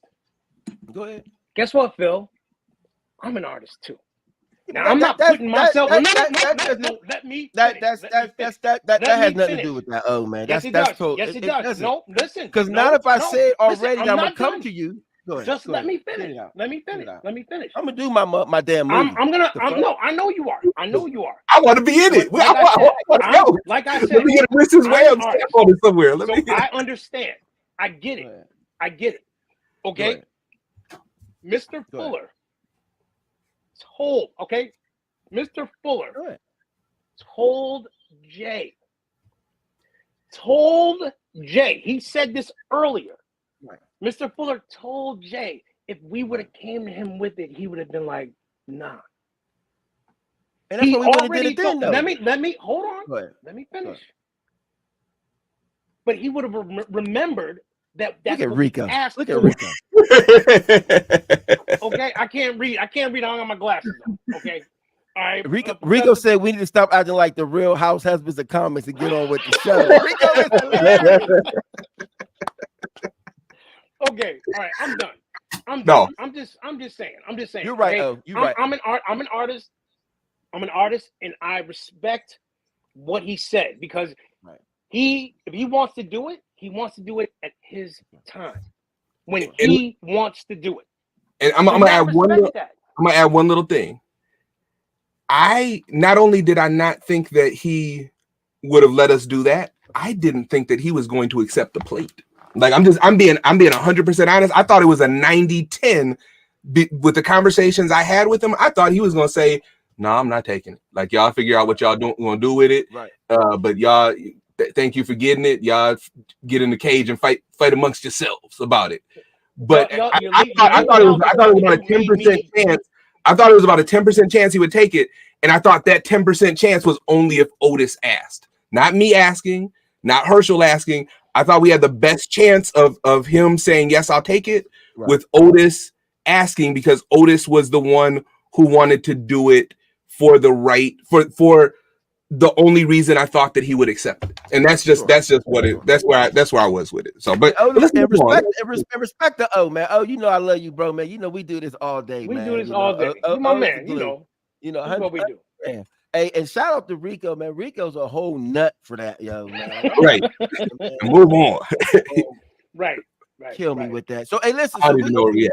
So here's the thing, man. I'm not giving away that Black Panther book because we ain't got the numbers. So, hey, y'all ain't following struck. People ain't get on here. So I guess we don't want the book that much. I keep it. The hell. Sunshine said, "What's the comic about?" It's Black futurism. It's Afrofuturism. Beautiful book. You can actually you can read Eban online. You can read it online and get the story for yourself. Just Google it and Google Larry Fuller's website because it's on his website. Hey, this dude's putting on gloves, yo. He putting on gloves. He about to show out. I'm not interrupting, Jay. I'm not interrupting Jay. Keep going. Keep going. No, but Jay, go ahead. Keep going. But yeah, no, you can read it. You can read it online. And it's all. I think it's also in the archived. Maybe it's Ohio State. It might be Ohio State. But yeah, you can find it online. These are my couple of he signed my copies. There might be somebody else with a signed copy, but we're not sure. Diana's beautiful action figure. This is a shirt that I made Mr. Fuller with this is an Eban shirt. That's a 101. He's rocking a Winston's Wham hat. This is my dude. This is my dude. I sent it to him. He took pictures for the marketing. I'm like, oh, my man. But just a cool dude, like you want to sit down and have a beer with him. Like it was cool, like a cool cat. Like, and he's still here, y'all. He's still here. Like the stories that he'll tell you, and he like and just that he knows what's going on. Right. Like he literally asked me, "You and Herschel okay?" I'm laughing. We have a date, and he's like, "You remind me of my relationship with I forget it with Ray Horn." He's like, me and Ray Horn, but we fell out over a woman. And I'm listening. I'm like, this brother is like he is for real, but he has his pulse on what we're doing, and not only that, he he knows the projects that we're working on, and like I said, it's really a blessing to be able to have him as I call him my mentor, but as somebody to look at what he's done in his life and like found his happiness, right? Like he's found his happiness. I met Stan Lee before he passed in 2017, right? And it was 2018. It was a whole different thing, right? Like he was, he'd come to a show and do a signing, and then he'd have to take a 45-minute nap, and then come out and do more signing, take a nap. Right. That's not Mr. Fuller is active. He's in his life. If he's on, he might be on right now, but if he's not, he's out doing something. Like when I send him a message, he's doing something. He's out dancing with his wife. He's like, I'm floored by this brother, and hoping that when I'm that age, I have that vitality. And let me say this: we spent like 2 hours on this, and the reason why we did this, let me keep it 100, is because, and we're going to move on to our next subject. We're going to get it's Halloween, so we're going to get into some Black horror comics, and then we're going to be done. The thing that I want to say is that we're so passionate about this is because we're passionate about the culture, we're passionate about our history, we're passionate about our peoples, and it's important to each and every one of us. And I don't want any of y'all thinking that any of us was disrespecting any of us, because this is just how we talk to each other. We brothers, man. We can have these conversations. Jay, my shirts need to be here on Monday though, or it's gonna Be there, brother. We can it's track gonna it. be something different. And but what we're gonna do now is we're gonna move on. I might get excited. I might still give away that book, even though I didn't get the numbers. Nah, y'all gotta follow instructions on that, man. Y'all wild as hell. I'm not doing that, man. Let me give away a book. All right, we're gonna let me do a trivia question. If anybody that book is crazy. For if this is what we do, listen. All right, this is we're gonna do a real fast. Let me do a real fast. Right. It's gonna be the first person that answers, and it has to be right off. You can't look this up, right? I'm gonna ask a question. One, you can't own the book already. If you own the book already, you can't answer. If you don't own the book and you can answer the question right off, because if it's a couple seconds, we know you're looking it up, right? The book it's not a 9.8. This book is a beater. This is my beater copy of it. But this is what I was collecting heavy before I collect Eban. This book right here is a copy of Lobo. Lord have mercy. 1965. This is Lobo. We give this book. You know what? This is the only place where this will be the second time we've given away a Lobo #1. Where else can you get that? Go ahead, brother. Go on now. Lord, I'm gonna give my beater copy of Lobo. Come on. If somebody can answer this question, you can't own a Lobo to answer it. You can't be affiliated with Black Comic Lords. But if you don't own a Lobo, you can answer the question. Come on now. First person, it's got to be quick. What's Lobo's horse's name? Ooh.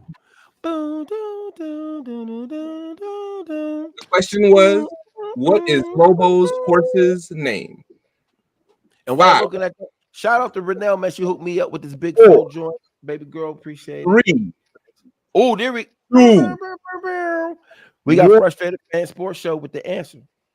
Oh, it's a 15-second delay. It's a 15 seconds delay. It is not Bullet. That is not correct. Uh-oh. It is not Charlie. That is not correct. We just guessing now. Y'all just guessing. Somebody said chitlins. No, they didn't. That's a hard question. Y'all should know y'all stuff. I would know what Lobo's horse's name was. Hey, man, somebody said Reno Jones, man. That's not it. Hey, listen. Somebody said Reno Jones, Gun Hawks. Did somebody say Reno Jones? Derek, you think that's about good? I think that was time for anybody you're gonna have to search a little bit to look it up. It was not Nitro. Who? Not Black. First of all, whoever said Reno Jones needs to give away all the Black. All right, we're gonna cut it. That's it. We're gonna move. Lobo's horse's name was Midnight. Somebody said Black. You were close. His horse was Black, but his name was Midnight. Hey, so we're gonna take a break. We're gonna come back into the next point of this joint, and we're gonna get to the horror books. And y'all stay tuned, y'all. I think we're going.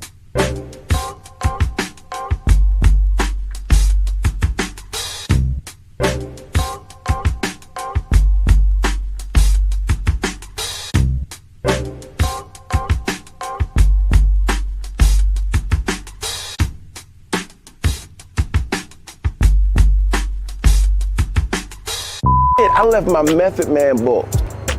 Oh, that's gonna get signed by Meth. Wow. I got 3 hip hops in the bag. I might need to buy one off of you. Yo, Jugo Otis. What? What is going on? Every record right on. Hey, yo. Hey, Miss O. What's good? This is unexpected. Let's go, man. Let's go. Every record is perfect for what we do, man. How you doing? What's up, boy? What's going on? So the reason why I wanted to show that too was because I wanted y'all to see that we kick it with each other outside of these particular spaces. Like when we get a chance to link up, we not just no internet friends or no weird shit like that, man. We actually kick it with people. So real quick, I want to bring D in here real quick, man. And the man behind the curtains. There we go, my brother. We're gonna get into this horror conversation and really, really really quick, y'all. Not really quick. Who are your favorite? Matter of fact, who do you think are some of the most important black horror characters in comics? And I need everybody in the comments to put in who they think or who are their favorite black horror characters in comics, reasons and why. And we're gonna get into this conversation and let's get to it. Anybody want to say? Anybody want to start? It's so wild that you Okay. so wait, no. So we talking about horror characters in all comics. Like, we're gonna do some black characters. And then we'll get into we're doing comics, so we can get into Ghost Rider and stuff. But let's start with our peoples first. Okay, all right, because it's wild that you saying it, because this piece that I'm working on, Yes, sir, is insane. Jay, we're gonna have to do a t-shirt. I'm gonna make Halloween prints. Like, I'm very proud of this piece. So, but anyway, horror, I would say, I'm a big fan of Callisto. Now, would you consider, but she's voodoo. Would you consider her horror?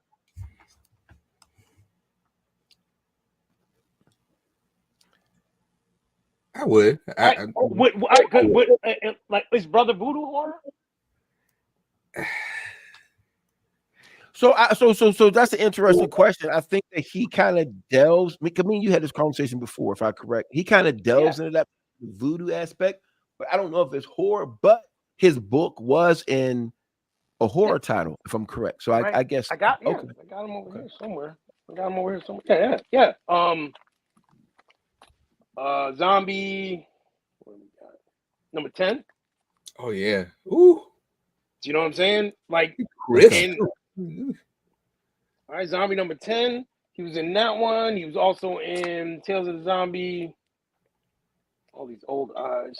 So the answer is yes. Yes. Just yeah. Okay. So that's what I'm saying. So he's featured in these, and if you read these stories, they're not regular comic book stories. Because those are like the Tales of the Zombie book, right? That's a zombie comic, right? Yep, okay. Tales of the Zombie comic. So that's what I'm saying. So these are classified as horror. So why wouldn't he be? But I'm just asking.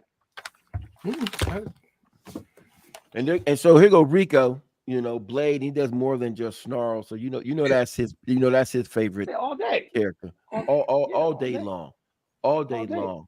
What, did you want to say something? You about to show? So go ahead and show what you got, Brother Winston. Since you about to show. I was going to show Blade, but I put those down. My favorite thing. Why would you put them down? You're gonna bring them back up after you do this, right? I'll bring them back up. They're low grade, but I'm gonna bring up something. It's not Duran quality, but it's Walking Dead #1. That's crazy. I'm sorry, my lights in here are so bad because all the lights down here are to protect the comic book, so the lighting is horrible. I apologize for it. That's okay. Yeah, Walking Dead #1. What's that, a 9.4? 9.4, yeah. That's crazy. Yeah, so that's first Morgan, first Dwayne, his son, and then I got the first Michonne. I have the whole run of these, but I don't have my. This is I think it's about a 7.0, but but I love The Walking Dead. I love zombies. That's my thing. I read zombie books. I read zombie. You know that's also a Pittsburgh thing, right? Was it zombie? The whole zombie phenomenon started in Pittsburgh. Go back and look at your Night of the Living Dead. That all took place in Pittsburgh. The mall that I go to is where Dawn of the Dead was shot. Don't play at me, man. This is what we do. But go ahead. Keep going. Oh no, I was just, y'all was like we played a football game against y'all in like 2012. Y'all defense was like zombies because Aaron Rodgers was picking y'all apart. Wow. I'm just saying. I How many Super Bowls y'all got? We got 2 in my lifetime. Be quiet, man. So moving on.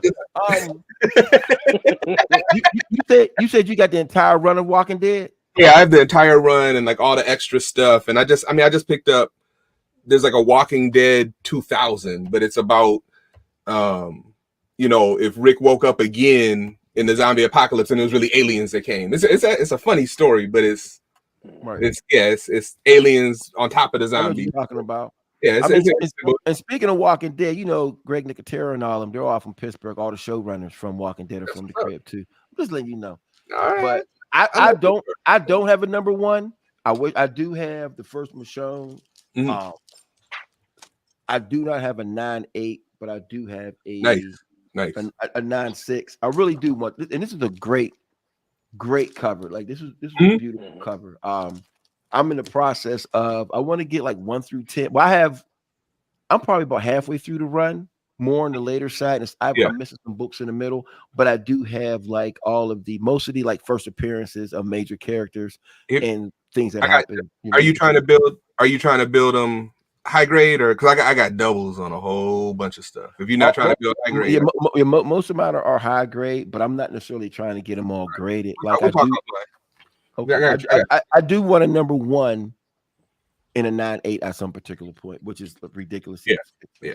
Oh yeah. Brother Derek, anything you want to show real quick? I guess I have a little bit more modern stuff. I posted a thread on Facebook the other day, trying to get people to post up their Halloween. That was a great thread, by the way, today. Yeah. So I like the Nita Hall series. So this is the one per store. Nice. But I also have the same one in a 9.9 too. So I lucked out. So I lucked out big time on that one. Showing out. Come on. And I couldn't believe it when I saw it for sale and grabbed it before anybody else could get it. That 9.9 is crazy. That 9.9. I got Nita Hawk. I mean, I got,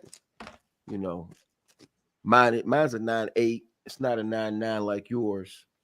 But I got this Nita Hawks, this Nita John. Oh yeah. Mm-hmm. So my oldest, her name is Arnita. So that's one of the reasons why I'm trying to get all these 9.8s and give them to her. Thinking ahead. For me though, I love. I think going back to what Rico said, I feel like Blade may be the strongest horror character. I may have to say Ghost Rider, to be honest with you, but I think Blade now is like the strongest one. But I feel like Ghost Rider may have had the longest tenure of a horror book. What did we say? The longest tenure of a horror? No, Spawn. Spawn. And for those who don't know, Spawn, even though it's a superhero book, it is still a horror book. Mm-hmm. Am I right or am I wrong? I'm correct, right? You're right. I think so. So what about the Living Mummy? I like the Living Mummy. I believe the Living Mummy is a black character because he's from Egypt, so he got to be black, right? Do I have mine out? You should have one. I can't find mine. Go on, Greg. He got that gaming chair, and he's probably trashing man. But I don't play no games. It's just what I work in.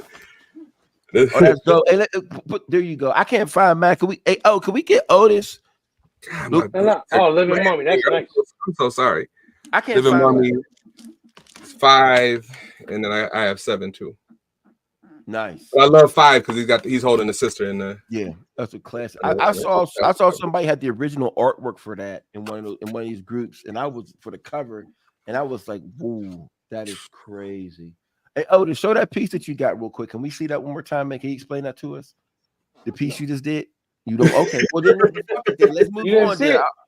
I didn't see it. No, I'm messing. Man, I was about boy. Pull that out. There we go. Now, this is a work in progress. I usually don't show it like this early, unless it's in the private chat. But I'm doing a version of all the Marvel horror characters. I'm using Lisa Bonet as Calypso because just because. And we got a man from Werewolf by Night. Shout out to Paul for pointing me in that direction. You got the Living Mummy at the bottom. You got Brother Voodoo in there. Nice. You got Brother Voodoo's brother. You got Sister Voodoo, Necra, Vermin. Black Talon. A lot of Talon. people forget about Vermin. Black Talon, yeah. A lot of people forget about Vermin. He's black dude. Black Talon as well. Nice. So this is just a piece that I'm working on. I that, want it to be. That's going to be available on the shirt. It's going to be on the shirt Oh yeah, at some point. I mean, that's up to Jay. Yeah, we're gonna make that. Okay, and yeah, and I did a zombie Black Panther as well, just because I always like the way that one looked. But yeah, the T-shirt, prints, all that. So yeah, I've been working on that. So, but go ahead. I'm sorry. Oh yeah. For those who don't know, that's Necra. Yeah. Her story is out of control, but we're gonna that's for a whole nother conversation in another day. This is a slept on book. It's a really dope character. A lot more of us need to get into that particular character. Yeah, and this too. I picked this up at the New York Comic Con last year. I got the Harriet Tubman Demon Slayer New York Comic Con exclusive, and mine's a sign, right there. So that's like the only modern joint I got. That's a super dope book. So, Stuff. well, I know you ain't done, Derek. Come on, baby. Don't play no games now.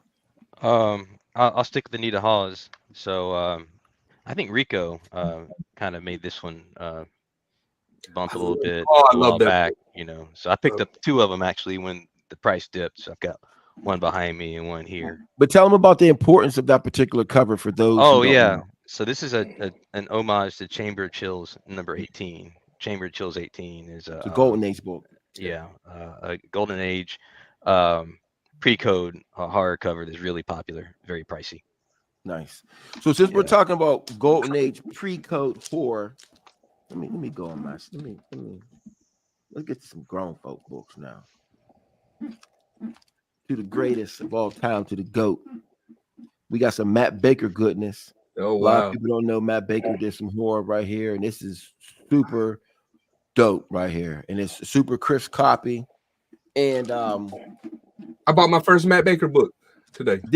Congratulations, my brother. Thank you. I'm late to the party. That's all right, man. I feel like we need, give you a celebration. I'm gonna send you $5 in the Cash App bank. Buy you a pack of squares or some shit. So this is a hurt piece. You see this right here? This is one of my favorite covers of all time. All time. I love this Matt Baker cover. Look at that. My goofy self. Oh, that's a tape pull. That's not a man. It's a tape pull. Like I'm an amateur. Oh. So I'm sitting there. I had a bunch of books sitting there, and I decided to pick this book up, and it wasn't regular tape. I had like regular like carpenter painter's tape. So I'm thinking it's not going to do nothing, right? So I had a bunch of books sitting there, but I didn't like stop to concentrate. I just picked it up. And I was like, man, I'm about to pop this open. Man, I put the John on there. All I know is that the tape snagged right on that beautiful yellow. This is Matt Baker. For those of you who do not know who Matt Baker is, please step your game up. And Rico will tell you, I was bidding on this book like I kept trying to get. I kept getting outbid. I couldn't find. I just kept getting jammed up. And this is a grail book to me. Matt Baker's from Pittsburgh, and that's just a whole nother story. I'm about to get a street named after Matt Baker in January. We're working on that. We working over here, y'all. And I got a tape pull right on that yellow. Look at that. And I was sick. Like I was almost physically sick, but we're gonna move on from that. I'm gonna let y'all go and do something else. Does anybody got any other horror books they want to show? We should do a and even if it's not on this show or even I'll post something. We should have tell horror stories. Our horror stories about what we did. Like you would, you know what I'm saying? Like think about it. Think about everybody, because everybody has one. Oh yeah. They probably have more than one. You know what I'm saying? And we could just sit there and just cringe at, like, while you were just talking, I was ill on the inside. So I totally understand. But yeah, that's just an idea. Anyway. So here goes. So this is why I don't like Rico anymore. See, Rico just said the only book Phill decides to win, he ends up tape pulling the book. Laugh out loud. This is why we can't do these. This is why Black people can't get together and have nice things and have these type of conversations, man. He really, and you know what? He's right, because woo. Can I see them blades you had? Yeah, they're I got a I'm three. not. I'm not messing with you, Rico. I got a 3.5 and a 4.0. I got them. I got them for steals, both of them. So Nice. but Nice. they're low grades. I love the character. I love it. I Look, love this. I got the facsimile. Yeah, man. We're not showing Yeah, it, man. I mean, We're not showing no facsimiles, man. We're not doing that. Not on this show, man. You can say that for beige comic lures or some shit, man. We ain't showing no damn facsimiles, man. So moving on. I don't have a graded one, but I do have mine. It's a pretty nice copy. that's And nice. I do have a couple. Shout out to Robert. You know, I got a couple. That's beautiful. You know, the foreign That's joints. beautiful. You know, got a couple more. You know what I mean? So I'm big on that. You know, I love those particular books. If we can, Derek, we were talking about weird fantasy. Are we considering that a horror book at all? Or, I mean, no, it's science fiction, so the answer is probably no. But you want to expound on that? Because I know you got a couple copies of that classic book. That's a black classic. That's a classic. Oh yeah. Yeah, I think it depends on the story in the book, you know. So some of the stories kind of tend more towards sci-fi. Some could get a little bit more horror. The one that we tend to like, I guess I would call it more sci-fi than anything else. But I need you to be big on the screen. Come on, man. You can put Oh, yourself yeah. big too, brother. Don't just do it for us. Ooh, Let's go. That's a big boy book. That's Grown folks book. Lord have mercy. I got a raw copy, but it is not a 6.5. That is a big boy book. Yeah, mine ain't a 6. And you got another one behind you. It's also a 6.5. Another 6.5. I bought one raw, and it looked like it was going to get a 7.5 or so, but it only got a 6.5. So I bought a 6.5 before that, and then bought this one raw. So that's better than a no 5. And also, you got a big picture of the actual panel from that. Oh yeah. For those who don't know, some people may not know about why that particular book is significant. Can you give us something, please? Sure. So the story is about an astronaut representing I don't know the exact words, but Global Federation who lands on this planet inhabited by robots. Right. And you come to learn that he's there to evaluate whether or not they're ready to join the rest of the global civilization. So you know he's looking at one side of the city of the civilization, and they seem very civilized, all advanced, and they're talking about how great everything is. And all those robots are one color. I can't remember. It's either blue or red. So anyway, blue. So then he goes to the other side, and he quickly finds out that the robots on the other side, even though they're made exactly the same, other than the color of their outsides, they live as second-class citizens of the society. So they have the more menial jobs, and they just don't live as well. So he's questioning them about this, and he eventually determines, hey, you guys aren't ready to join the civilization, right?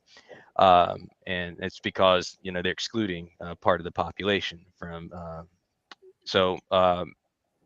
The end of the story, he gets back into his spaceship, and the very last panel is this one, and it's the first time you see he's taking his helmet off, and it's a black man who's the astronaut who's come to do this evaluation of the robots. So a big twist at the end. It seems to have been controversial. I actually want to get Ken Quattro on to talk about this book a little bit more, because he's had some conversations with the people that are involved in this, I think on both sides, and he's got some viewpoints on this. But it definitely was a book that drove a lot of attention, and then also it was 1957, I think. So it was right before when this story was reprinted. Was right when the whole court cases or almost court cases around Seduction of the Innocent. Seduction of the Innocent took place. So this is one of the stories that supposedly sparked that off. That book was that close to going to the Supreme Court, like that close. Like they ended up putting it through. It's very, very close. And actually, when it got ready to be reprinted, it was actually reprinted in the very last issue of EC Comics, correct? Mm-hmm. And suspense story, suspense tales number 19 or something like that, maybe. So they had actually got people actually didn't want to have that particular piece come out. So it was some issues with that. I dropped y'all hitting. Here we go. You know, Rika, we're not talking about you because all you do is talk stuff. Like you'll try to drop some little knowledge and be nice. Here it is. And then it's like a backhanded compliment. Go ahead, Rika. Mess. Quick history note: the Arrow, 1940, introduced a dope black horror villain named Kylo, who was also an African king. You're welcome. See, this is why we not dealing. Can we block Rico from this moving forward? Because I'm about tired of Rico right now. But yeah, so I do have I got a couple copies of the Weird Fantasy book. I don't have mine's like a 3.5, but this was a book I've always wanted. And it was just like when I finally got it, it was one of those, I'll be honest, this was one of those books that I felt like, okay, now my collection is real. I've always felt like my collection was real, but when I got this was like one of those books that you got, and it was like, man, I can't believe I have this in my particular collection. And it to me is just that important. Moving on, I'm going to talk about a book that I think all of us really like, and that's the Philadelphia series. Oh yeah, by the one and only brother Robert Barnes. Rodney Barnes. Yeah. Did I say Robert Barnes? What I say? Robert Barnes, Rodney Barnes. I'm tripping. Mm-hmm. I'm getting old, man. That's a great book, but this to me is the one.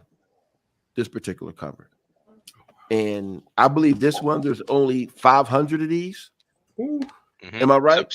Supposedly only 500 printed. You know, you never can. This is an exclusive variant, so you never know if you can trust what they say. But they be lying. They be lying. But I think there's only 5.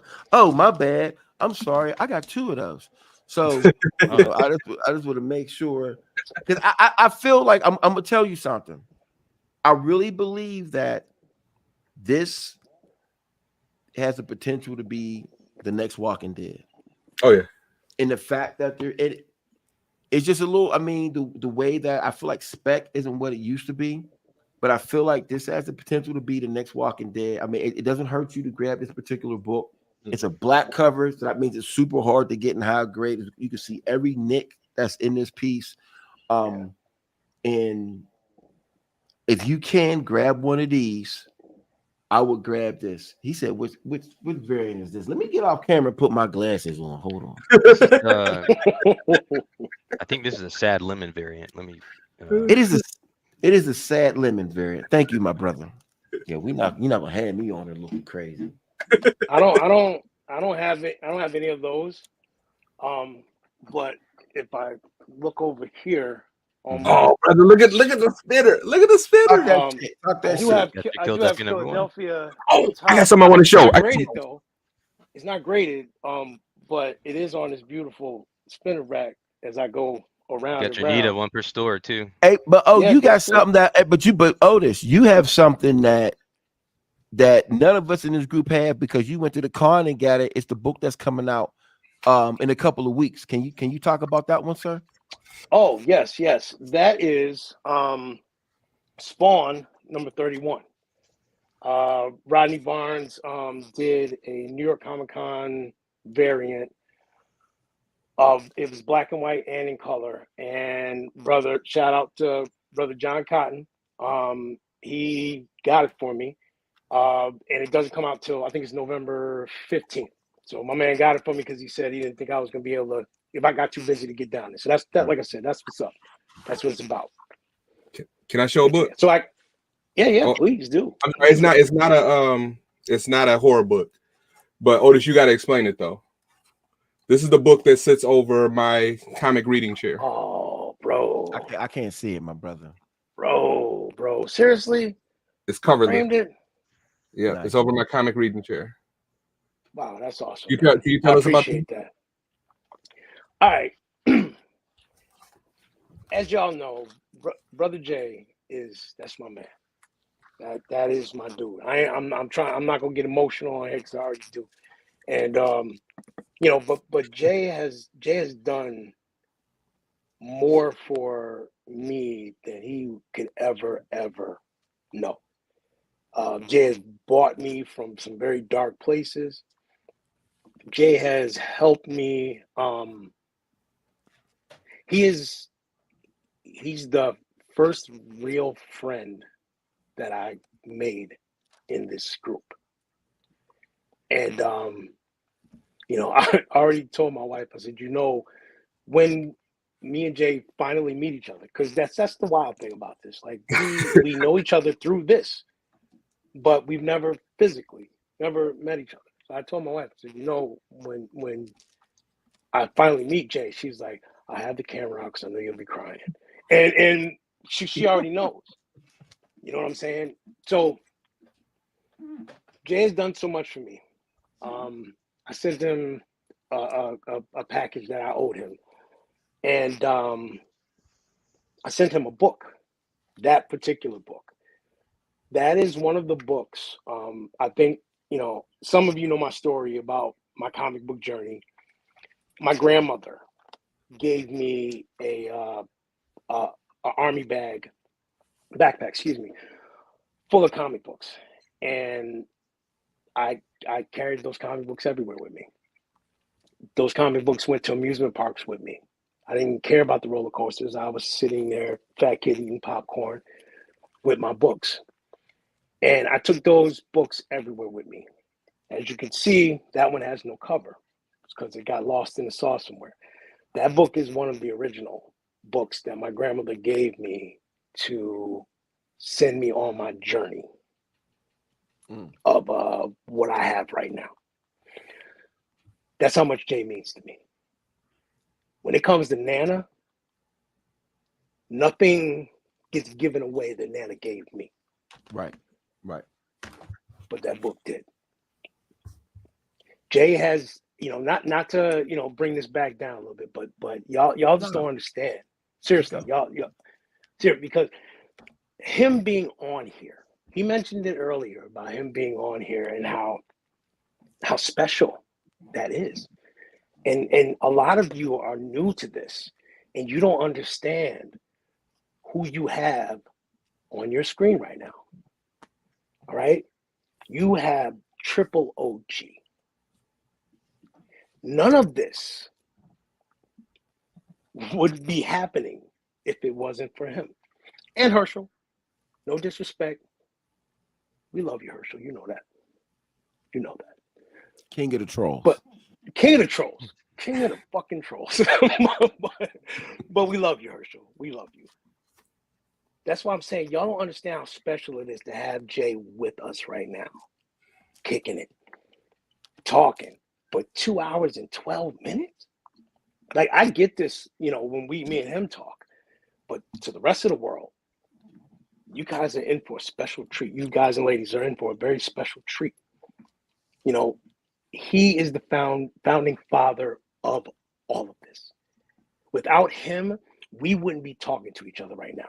Now, you know, I mean, somebody else could have made something, but they didn't make this. They didn't make this. Jay bought a bunch of misfits together. And we still hate each other. We still hate each other. But we're here together. Right. And that's all because of Jay. Jay is a very, very big part of that. So, you know, like I said, not to get all emotional and everything, but seriously, man, like this world that you built, this world that you helped build has its own legs. And it's because of you. It's because of you, man. Seriously. It's because of you. So, you know what's beautiful about this, man? It's like, I swear, like every week, man, we always get these little super sentimental moments. Like, I'm sure how real this is. We're going to talk shit. That's what we're going to do. We're going to talk crazy to each other. We're going to do whatever. We go, you know, I'm going to say something crazy. I can't help this. Just, hey, this is what's going to happen. Yeah. And then, then Otis be like, hey, man, let me tell you something, man. So, but listen, it's real though. This is what it's about. This is real. This is what we do. Like, where else can you talk about black horror and then we start talking about Nana's knapsack? Man, this is real life. This is real. I could picture a fat Otis kid with tattoos on his face eating popcorn. Yo, I ain't getting on this roller coaster. But you know what? I'm gonna read this comic because in about 10 years, I need to give this to Brother Winston. Hey, listen, y'all. This is real shit though. I love this is great. This That's is it. great. That's it. We like, yeah, man. Yeah. So these comments with these heads is being torn off, man. We're gonna have a sentimental moment right now, brought to you by our brother Otis. And hey, look, it's real. I'm sorry. I No, didn't mean to bring Otis, it down. it's dope. No, this is Bring it dope, man. Look, it's dope because people under this is what I'm talking about. This is just what we do. You can't get this nowhere else. You know, the show been over. We just kicking it right now. This is what it is. You know what I mean? And look at Jay. He all, you know, Jay be gangster too. He over there about the crowd and the comic, man. Like, man up, cuz. Man up. Man, get off camera for a second, man. Get yourself together. He's doing this crying shit. Where's the comic book show, man? These dudes. Cat's about You to know start what? No, confessing the but crimes listen, and shit. I'm glad you made us laugh. I'm glad you made us laugh. Okay, I'm glad you made us laugh because you brought it back up. But this is what I'm saying. No, but it's real. Think. I mean, how many? I'm a 50-year-old man. Okay, how many 50-year-old men do you know that talk to each other like this? And be real about it. You know what I'm saying? That's why I said that this whole community is more than just comic books. That's the basis. Yeah. That's the core. Right. But you know, alley oops and the camaraderie and the love, the genuine love. Y'all heard my story last week. Look at Phill as he promised. Look at that. 9'8". 9'8". Peter Parker, 35. Had to do You know it. what I'm saying? Had to do it. You know, that's what I'm saying. That's what, you know, that's You what already this know. is. So all that, so all the bickering and all that stuff that people do and the little fights that they get into in the comment section about who's right about whatever, that's not what that's about. This, it's what it's about. But this is also why we don't get involved in that garbage. Right. Step your game up. Right. Ladies and gentlemen. Right. Come on over. City. Step your city. Come on over. And that's no disrespect, and that's not saying that we're up here and you're down there. That's not what I'm saying. What I'm saying is this right here is what it's about. Right. It's not about the little bullshit arguments that you get into. This is what it is. This is love.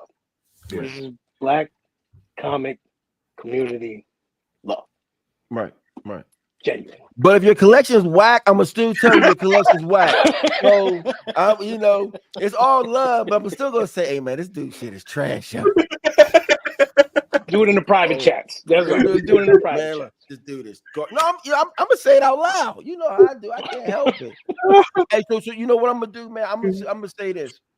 It's crazy because I need for everybody to, you know, y'all need to share this, John. I only got one more episode and I'm done. And I'm out of here, man. This is the Big Phill limited series.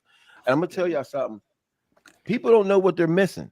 And I'm gonna tell you what, there's certain people who didn't jump on and watch this and made it their business to not jump on and watch. I'm gonna keep that 100. And you know, y'all, I'm not, man, boy, y'all know how I do, man. Y'all know how I do. I'm gonna be cool with Derek that. got the button. I'm gonna let these. Derek got the button. Go ahead and say these. Y'all should have been. Listen, you're a clown. Y'all clowns for that, man. This is what we doing. I'm gonna do this.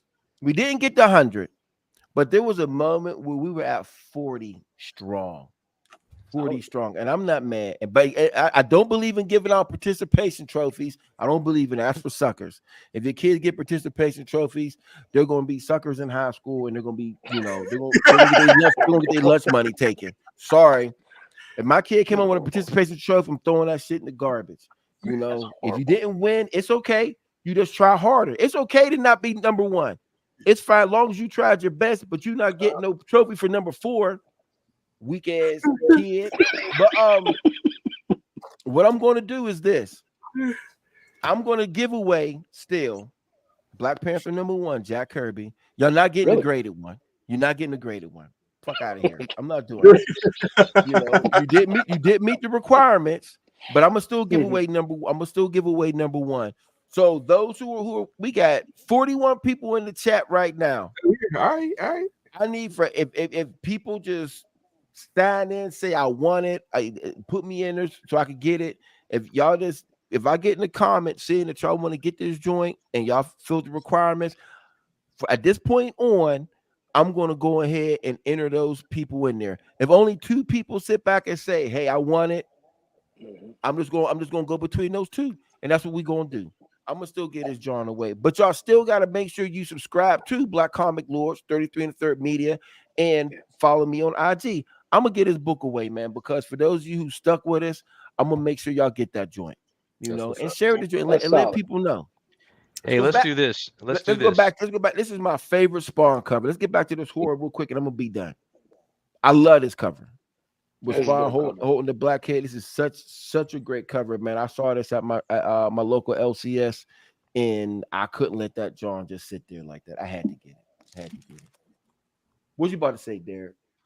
So I got this giveaway tool going. You say giveaway tool? Yeah, Oh, it'll. I want it. Look at that.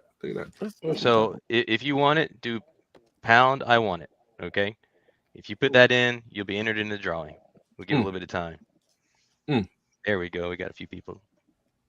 There we go. That's what's up. Let's go and get this built up here. That's what we do, man. We give away shit, man. That's what we do. So here goes. Yeah, there we go. Hold on a second here. We'll spotlight a few more. Oh, don't give away nothing. No. When we get some big numbers, we get some numbers. Next week. That's hard. Oh, that's crazy. You know what? Numbers. When there's some numbers, I might give away one of these. Hold on. I got a few. Hey, you're not gonna give away more than me, cuz. Fuck. I might give away one of these just for the love. I've got a few. Hey, Jay, I need one, cuz. I don't have one. All right, I'll let you move. I'm going to read this. I'm gonna show you some real quick before the shows. I need my beard. Oh, that's gray hair. God damn. All right, look. So this is something that I may be working on, which is a Masters of the Universe figure for Black Man, but I'm not positive. And if I do it with the creator of it, it's gonna be very limited. It's gonna be like 10 of them. It's gonna be like 10 of them. So we're gonna talk a little bit, but this will go if you need the book, which these Black Man books are obtainable. Man, don't drop the book, cuz. But you need a figure with it. But I think I'm gonna do like 1 of 10, a limited drop. But I haven't quite decided yet. I'm running out of time with a lot of other stuff. So we're gonna. Hey Jay. What's up? So we're gonna erase this part of the show because I ain't got one, man. Like, brother, I got. Here, hold on. Go show. The hell. So chat, remember, pound I want it if you want to be entered in pound the chat. I want it. Or if you want to be entered in the So we're not going to cue Sexy Red and play Pound Town behind that. We just going to just pound I want it and keep it going. We're not going to do all that. My problem is when I get laser focused. So I have a few Black Man books. Yeah, I'm about to text you right now, cuz. Yeah, hit me up. I got a few Black Man books. Yeah, I think we got to talk because I don't have one either. I didn't know you had that many. And I'm not committed to them like I am to Evan. So I can work with people on the. So here, we didn't mention this Blade book. My bad. Oh. Do I have that? I don't own that. I bought that. I bought that in when I was down in Florida from the shop that Paul and them go to when I was down outside of Orlando. The brother that owns the shop. I forgot what it's called. So I'm not sure if this is Blade's first solo story or not. Am I correct? If Rico's still here, he'll say so. I think this is actually Blade's first solo story. In the Marvel preview joint. I got this in a 9.0. I would love to have this in a 9.8, but it is what it is. Question: we don't consider Deathlock a horror character, do we? I think that if Herschel told, I think we found out that Deathlock isn't the Black Deathlock. Yes, that's the first one. That's the first. Would he be a horror character though? That's the mixed one.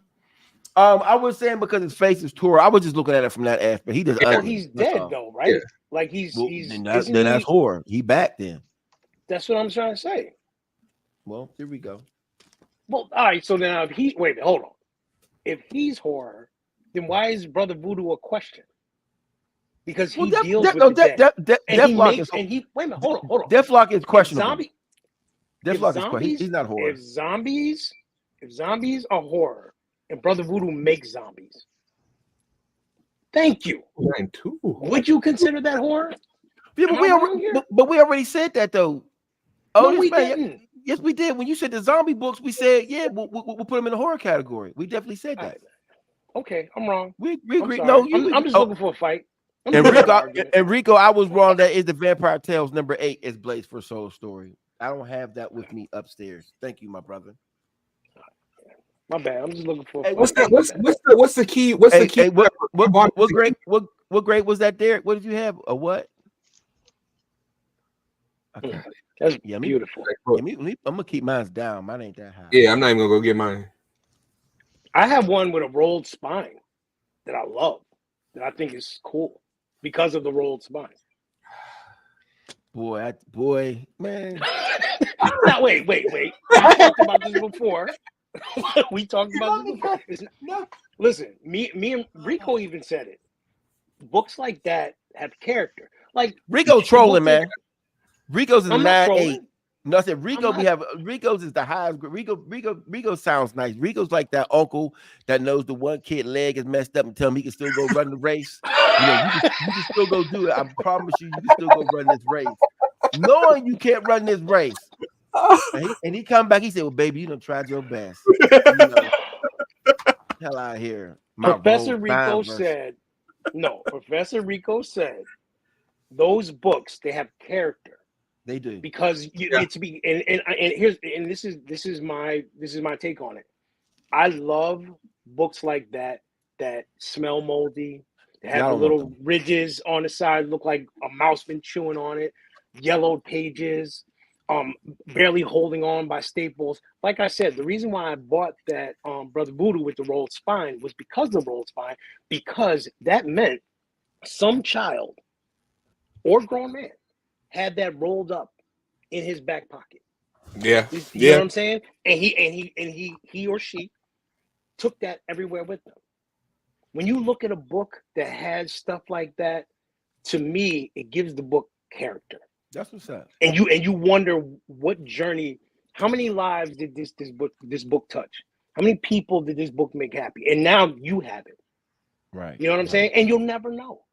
So that's what I'm talking about. That's why I like stuff like that. My stuff doesn't have to be a 9-8, and it's no disrespect to anybody's 9-8. Between the three of y'all, you, Rico, Jay, like the 9-8s and Duran's influences, the 9-8s, I have a collection of 9-8s because of y'all. You know what I'm saying? But for the most part, I just buy books because that's what makes me happy. You know what I'm saying? So that's just, again, this is my take on it. I'll have the rolled spine book. It's been another public service announcement from none other than the Black Lion. Listen, I also like books like that, but I'll be very honest, man. If I could get the highest grade I could get it in is what I'm gonna get. Now, I do have, like, there's certain books I collect no matter what the grade is. I'm getting it because I just love that particular book. Yeah. But exactly, at the end of the day, I'm not gonna be here for the rest. I'm not gonna be here forever. One day I'm gonna be gone. And when my kids, when they're trying to sell these books or do whatever they want to do with them, I don't want nobody to debate on how much a particular piece is. I want them to be able to pick up, oh, this is a such and such, this is a such and such. This is where the value is. And for me as a collector, I was never able to afford the Spider-Man #1s as a kid. I would just sit there and look at them. I never could get a giant size #1. I could never do this. I could never do that. I still have a Spider-Man #1, but I do have my giant size X-Men #1. I do have my big books now, and I try to get them in the best grade that I can at this particular point. Lord have mercy. What grade is that, sir?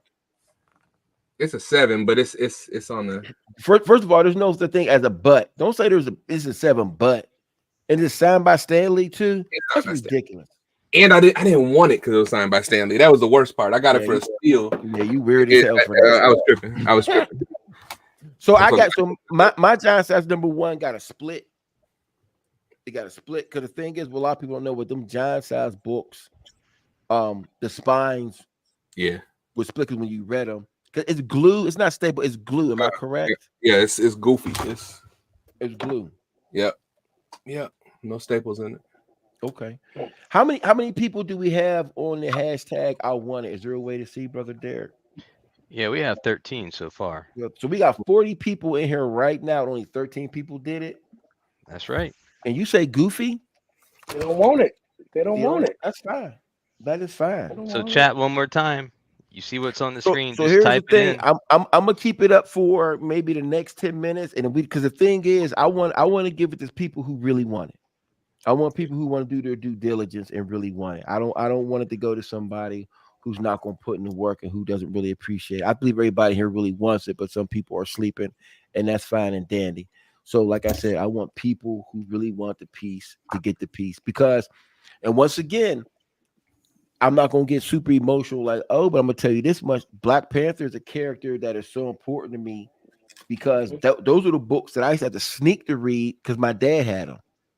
And then we used to risk getting whoopings because we weren't allowed to look inside of his boxes. And I remember one time my brother Yusuf accidentally ripped a cover off, and we thought it was hell to pay, and we was able to get away with it. But I've always had a special place in my heart for T'Challa. Matter of fact, my very first Fantastic 452 actually gave to my dad. Because I knew that it meant, this was something to him. And maybe 2 years ago, he sent me a small package of comics that were books that I used to sneak to go read, and he actually gave me back the Fantastic 452. So I have the Fantastic 452 that I actually gave my dad, and my dad gifted it back to me. So Black Panther is a very special character. For me to give that away is a big deal. Y'all not getting no Fantastic 452. Let's not get semantics mixed up here. But I am giving away Black Panther #1, the Jack Kirby joint, who is the creator of T'Challa. So, is there any more horror stuff we want to go through? Now, let me ask y'all this: the Challenger. I know this isn't necessarily horror. I know Rico's going to jump in and he's going to say something smart and say this isn't a horror book. But when I look at this, I'm going to say those monsters, Playboy, right? Yeah, little gremlin, something. A little whatever they are. So I got a raw copy and I got a graded copy. And this book was important because I think this is one of the first. I'm not sure, but you had white guy, black guy, Chinese. This is like the black man, white man, Chinese man. I knew he was gonna say it's not horror. I don't care, Rico. This is my show, so it's horror today. I'm looking at this and I'm scared. So I can't stand Rico, man. Can we block Rico?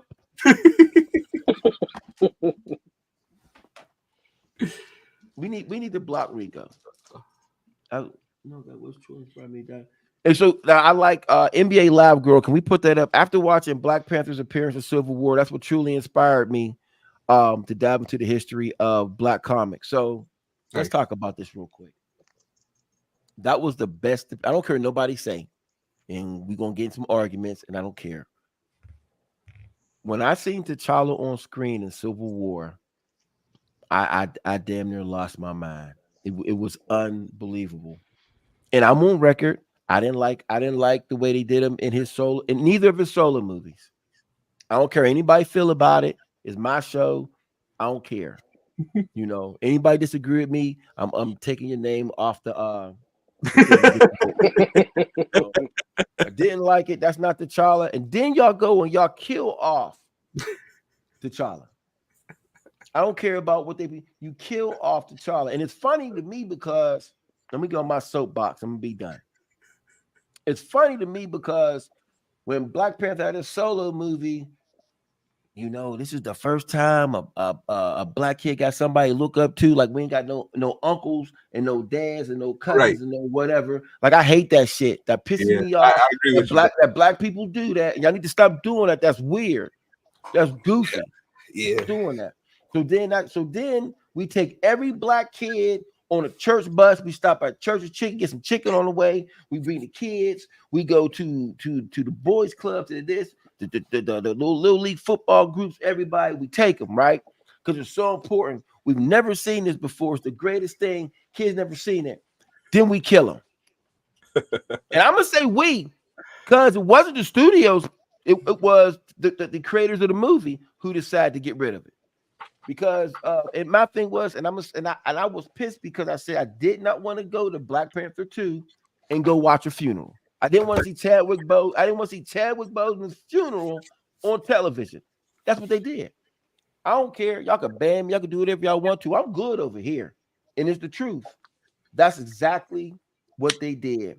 The actor passed away. And guess what? All respect to Chadwick. Matter of fact, when he did the movie here in Pittsburgh, I DJ'd the wrap-up party. And I got a chance to meet him, and I chatted with him for a little bit, et cetera, et cetera. This is maybe a little bit before he passed away. But I didn't like that. There was no need to kill off T'Challa. You should have just recast him. You could have made it that they wasn't able to get to him because of he was gone on some mission. There was something else they could have done. But he was so important to the black youth, to the young black men, we just gonna kill him. I don't care if nobody did. And that's exactly what they did. They went on ahead and got rid of him. It was an emotional decision, and it shouldn't have happened. Not only Phill makes every book a key can't be trusted. You're right. But not only did they do that, they made him a deadbeat dad. And I'm gonna tell you why. Oh shit. I'm gonna tell you why. So he doesn't tell nobody he's sick in the movie, right? With Art Imitates Life. He doesn't tell nobody he's sick or something's wrong with him, and then he winds up dying. But he also knew he had a son, right? This man has access to the greatest doctors in the MCU, to the greatest. He got access to magicians and magic. And instead of telling somebody, instead of going to get help from Shuri, Bruce Banner, Doctor Strange, Thor took him to Asgard to go get some whatever. I'm just gonna do that, and I know I got a son. If y'all can't tell me, as a father, there is no way I know that if I could do whatever I could do to live for my kids, that's what I'm gonna do. But remember, once again, this was all about the black children. We're gonna take them on the bus to go see Black Panther 1, Black Panther 2. Man, fuck it. We're not doing this no more. Damn. And that was us. And I'm keeping it 100. And I don't care if certain people involved ain't gonna be in my exhibit coming up because I said what I said. I don't give a damn. I'm keeping it 100. I gotta be true to myself because I'm a father. I got 4 kids. And when I seen that, I'm watching that in the movies. That's the wrong message being told. As a matter of fact, I was supposed to be at my homecoming that day. I stayed, watched that movie, and drove 13 hours because I was going to watch this movie. It was important for me to see it. I was sick. I was in the car mad than them. Boy, they wild for that. They wild for that. And now the MCU is a joke. And I was so hyped for the MCU. Now, I done went on a tangent. I apologize. Black Panther is a character that me and my father and my brother shared. This wasn't a character that I just knew about 5-10 years ago, like most of these collectors. This is somebody I grew up with in the 70s. And for them to do that to that character was ridiculously disrespectful. And that's just how I feel. So we're going to move on. I'm sorry I went on my tangent, y'all. But somebody had to say it, shit. Anyway, I hated Wakanda Forever too. So I'm gonna give away this book because this is the real. This is the Black Panther that I know. And if you like, now here's the thing: if you like the movie, I have no issue with that. We could disagree to disagree. My issue is you just did not have to kill off the character. There was no reason for it. Yeah, you already made Bucky a slave, indentured servant at the end of Black Panther. He back there damn near picking cotton when they seen it. They flipped it. Y'all probably gonna sing some old Negro spirituals like, "Ooh, y'all sure did give me my arm back." Yeah. Stop it! Stop it! It's real. These ain't jokes. These ain't jokes, man. Listen, man. This is my show. Now, I'm gonna say what I want to say. The agenda in the medium has got to stop. It's got to stop. Let's get back to telling good stories. We can tell our stories without this agenda-based situation. And that's why they're losing customers, they're losing money. That's why people aren't as involved in the hobby as they used to be. And I'm talking on both sides now, and that's just how I feel. But we're gonna move on because I done got excited. Lord have mercy. I need a drink. By the way, be sure to like and subscribe if you haven't already. Go ahead, Derek. Do your thing, man. Do your thing. Yeah. Hey, listen, so we're gonna be done in a minute.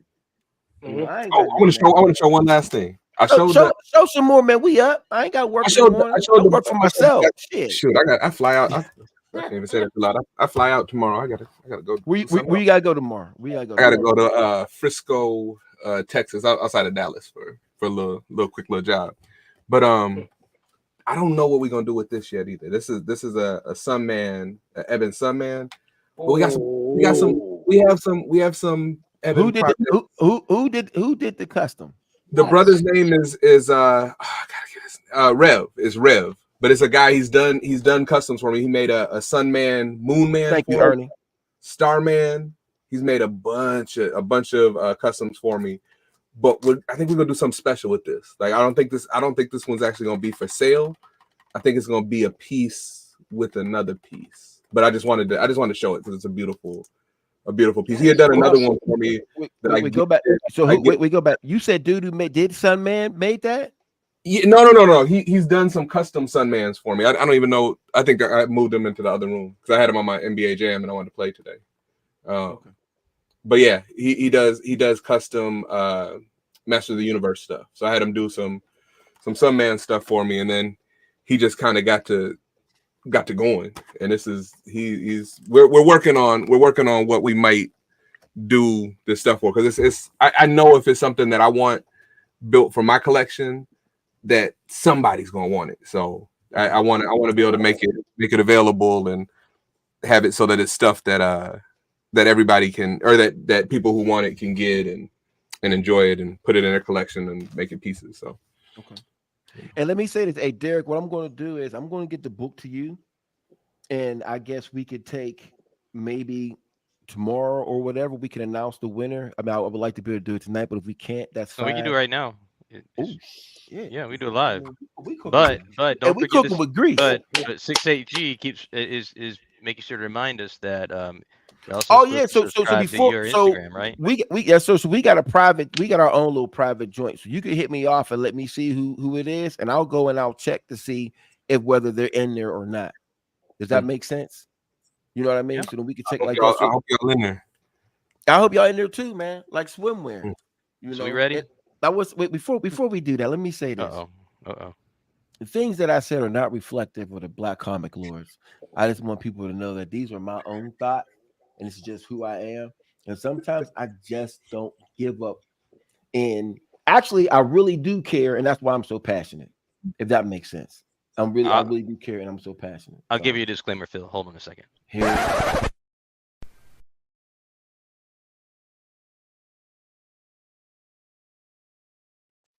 There we go. Disclaimer. That's awesome. That's awesome. So listen, let me say this. Next Sunday is my actual birthday. So what's going to happen is I'm going to have a show, but it's not going to be live, y'all. I can't do this on my birthday. I got birthday shenanigans I'm going to be into, and I apologize. It's just real. I'm not going to do that. But I will say this. I really appreciate y'all rocking with me. And I do love giving away books. And I've said this before. I've had so many people give things to me that it's only right for me to share the love. And that's just the way that I was raised. It just is what it is. And more of us need to be like that. We need to share I'm not saying give away your Fantastic Four #1 in high grade unless it's coming to my house. But I'm just saying, throw those alley-oops. If you know somebody's looking for something, make that phone call. Hey, they got this here, man. I know you may be interested in it. I may pick it up. Let me know if this is what you need. Cash at me or whatever. Because there's many times I'm at cons and I would be live in our group at cons, and I would say, hey, who needs this? Who's looking for this? And I have no problem throwing the alley-oop. Like I said, and Jay, I wanted to say I really do appreciate you making sure I got my Eban, and that was a good look. And coming from Jay, that's big, because Jay don't do that, y'all. He don't. That's not nobody hating. It's just there's just certain things he don't do. That's his book. He's not doing that. And he gave me that oop, and it didn't cost me $20. So I ain't giving that one away to nobody for a minute. But I am going to get that graded. And like he said earlier, there's less than 100 left out in the world. I doubt there's even 60. at this particular point. There's no telling, you know. And like I said, if you need any research done on that particular book, he's the person to ask. He has all the numbers. He knows what's going on. So if we can, Derek, can you how are we gonna do? You got like a little dibbity dap that We'll rolls just through go. like. You tell me when. Do we do rolls? Are we gonna do rolls? Is it like when you roll the dice, or is it just you just hit it once? I want to hit it. I want to hit a particular number. I want to hit it once. I want to hit it. Cycle through the name. It's gonna cycle through the names. But I want to cycle multiple times, like we doing yes, sir. All right. So which cycle? Let's be clear about which cycle then. What number? Let's do a number. 3. I think maybe. You know what? Let's do this.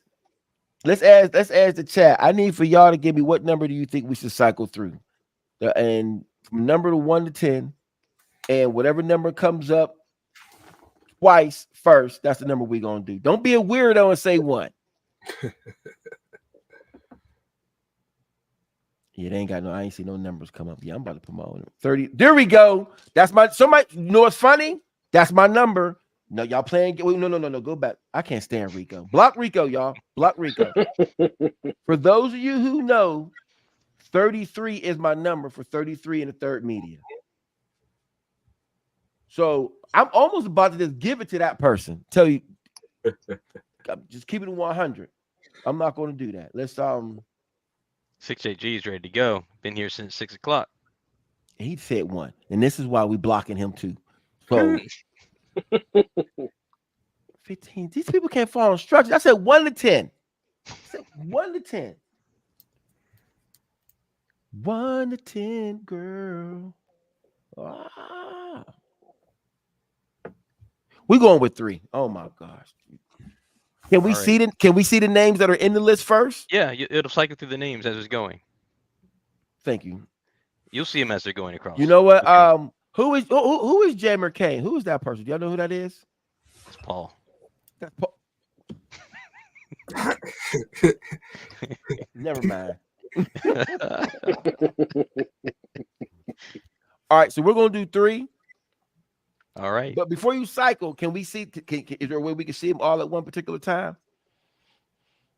No, I don't have a way to show a list. No. All right, so this is what we're gonna do. We're gonna do them slow. There's only one speed. I just hit draw and it goes. All right, draw once, then we're gonna stop, then we're gonna go again, right?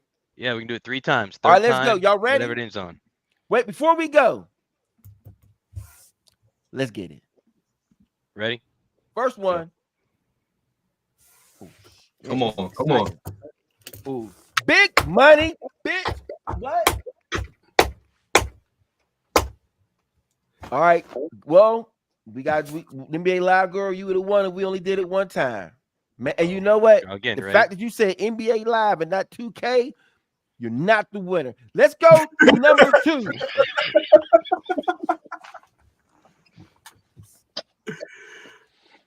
Lord have mercy. Lord have mercy. Fan for collecting. That's what's right. up. Now the real one, right? Oh, man. Listen, fan for collecting. Let's go. Oh.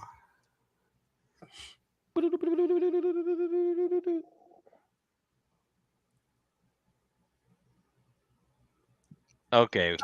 Kidding me? Virtual is involved in this. All right. Okay. I guess we have to do 4. Virtual this is involved. Is crazy. All right. Say whatever you want. Hey, so that's a wild card. So we get to go. We get to. You know what that happens with that? We do one more time. What I'm going to do is we're going to do it one more time. The first 2 people who came in, I'm going to make sure they get something too. Let's go. Okay. Here we go.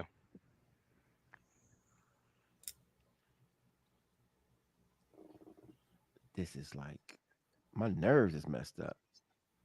68G. There you go. So 68G, you go ahead, brother. We're gonna make sure you get the I'm gonna make sure you get that Black Panther. Derek, what I want you to also do, my brother, man, is that I'm gonna come up with, you know what I'm gonna do? For those of you you will get the Big Phill edition of Soul Pit that's gonna make your life better. This is better than any Black Panther book out there. But the other two people, what I'm also going to do is I'm going to come up with something to give y'all as well. I think that's just because that Black Comic Lords threw it off, so it's only fair that I make sure I hook y'all up as well. Is So, that fair? yep, if you're one of the winners, then you need to email us at blackcomiclords@gmail.com. blackcomiclords@gmail.com. Send us your information so that we can get that information out to Phill. And shout out to 68G, for you being here for so long, man. I can only we got the how can we verify we all follow the rules? NBA Live girl, don't start hating now. I done told you I'm gonna send you something. This is why Black people can't do nothing. Man. So He's trying to get that black man too. That's not on there. But I'm gonna come up. I'm gonna have something, man. I do have some other Black keys, man, that I may hook some people up, man. I think I may have a couple copies of Philadelphia #1. I'm gonna give the 2 Constellation Prize. I'll give them issue of Philadelphia. I think Yeah, I got 2. You got 2 of those 1 in 500, so you can give one of those. Watch yourself. Watch yourself. This dude's off the chain. It's too late. That's crazy. But yeah, so hey y'all, it's been real good. I appreciate everybody for sliding on. Y'all got to witness, some brothers just talking, having some fun. And if anybody felt slighted or disrespected in any way, man up, because we didn't mean for you to take it that way. I'm not gonna sit there and apologize for anything tonight. It was all love. It was all in love. There's no hard feelings here. There's no hard feelings here. I'm just keeping it 100. Like if you felt a certain way, then that's on you. Go cry in the car, but I'm just saying, no, real talk. It's just that this is what we do, and I feel like, like me, Rico, and O say, iron sharpens iron. You're right. And sometimes your blade is dull, so we got to do that. And doing that sometimes is going up against the grain, man. We all grown, man. We can have these conversations, and we can be fine. We could be okay with it. This is more than just a comic book show. I wasn't gonna come on here and just talk about comics, and that's not everything. But I wanted to give people something different. And once again, make sure you follow Jay, support Black Lions, support Black Comic Lore, support everybody in the chat. And guess what, too? For everybody that's in the comments, follow each other. Create those relationships with each other. You don't never know, what could come out about it. And ask questions. If you're looking for something, ask a person. That person may have it. I may have 10 copies of a book that you really want, and I have no issue with giving it to you. You know what I'm saying? So this is just what we do. And always remember,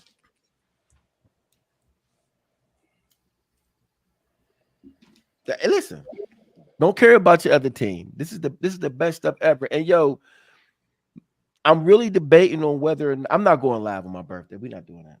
So it is what we're gonna do something else. I'm gonna figure out something. And my last show gonna be crazy. Oh my gosh, it's gonna be crazy. And we out. Hey Jay, you already know what I asked you for, cuz man. Don't play no games with me, man, because if I don't get no love, I'm gonna talk about you real bad, man. Behind the scenes and on camera. So just I can edit video real good. I can make something real crazy. So love y'all, man. Until next week. Hey, Take care. we love y'all. Y'all be safe. Hey, make sure y'all check y'all kids' candies. Take their Snickers, like your parents used to take yours. Take them. Leave the nasty candy for them. Take the shit. Let them keep the candy corn. Yeah, keep that candy. The little orange and black ones. Oh, you keep that. Oh man, I tell my kids all the time, and me taste that for them. Make sure ain't nothing wrong with it. Oh yeah, that's what you do, man. So I'm gonna holler at y'all, man, and it is what it is. Love y'all. Y'all be safe. Hey, before we go, man, can you show my trailer, man? Let's let them. I gotta do a little something. See my trailer, man, before we go. Derek's like, damn, this dude will not get off this. Let's go. And we 3 hours.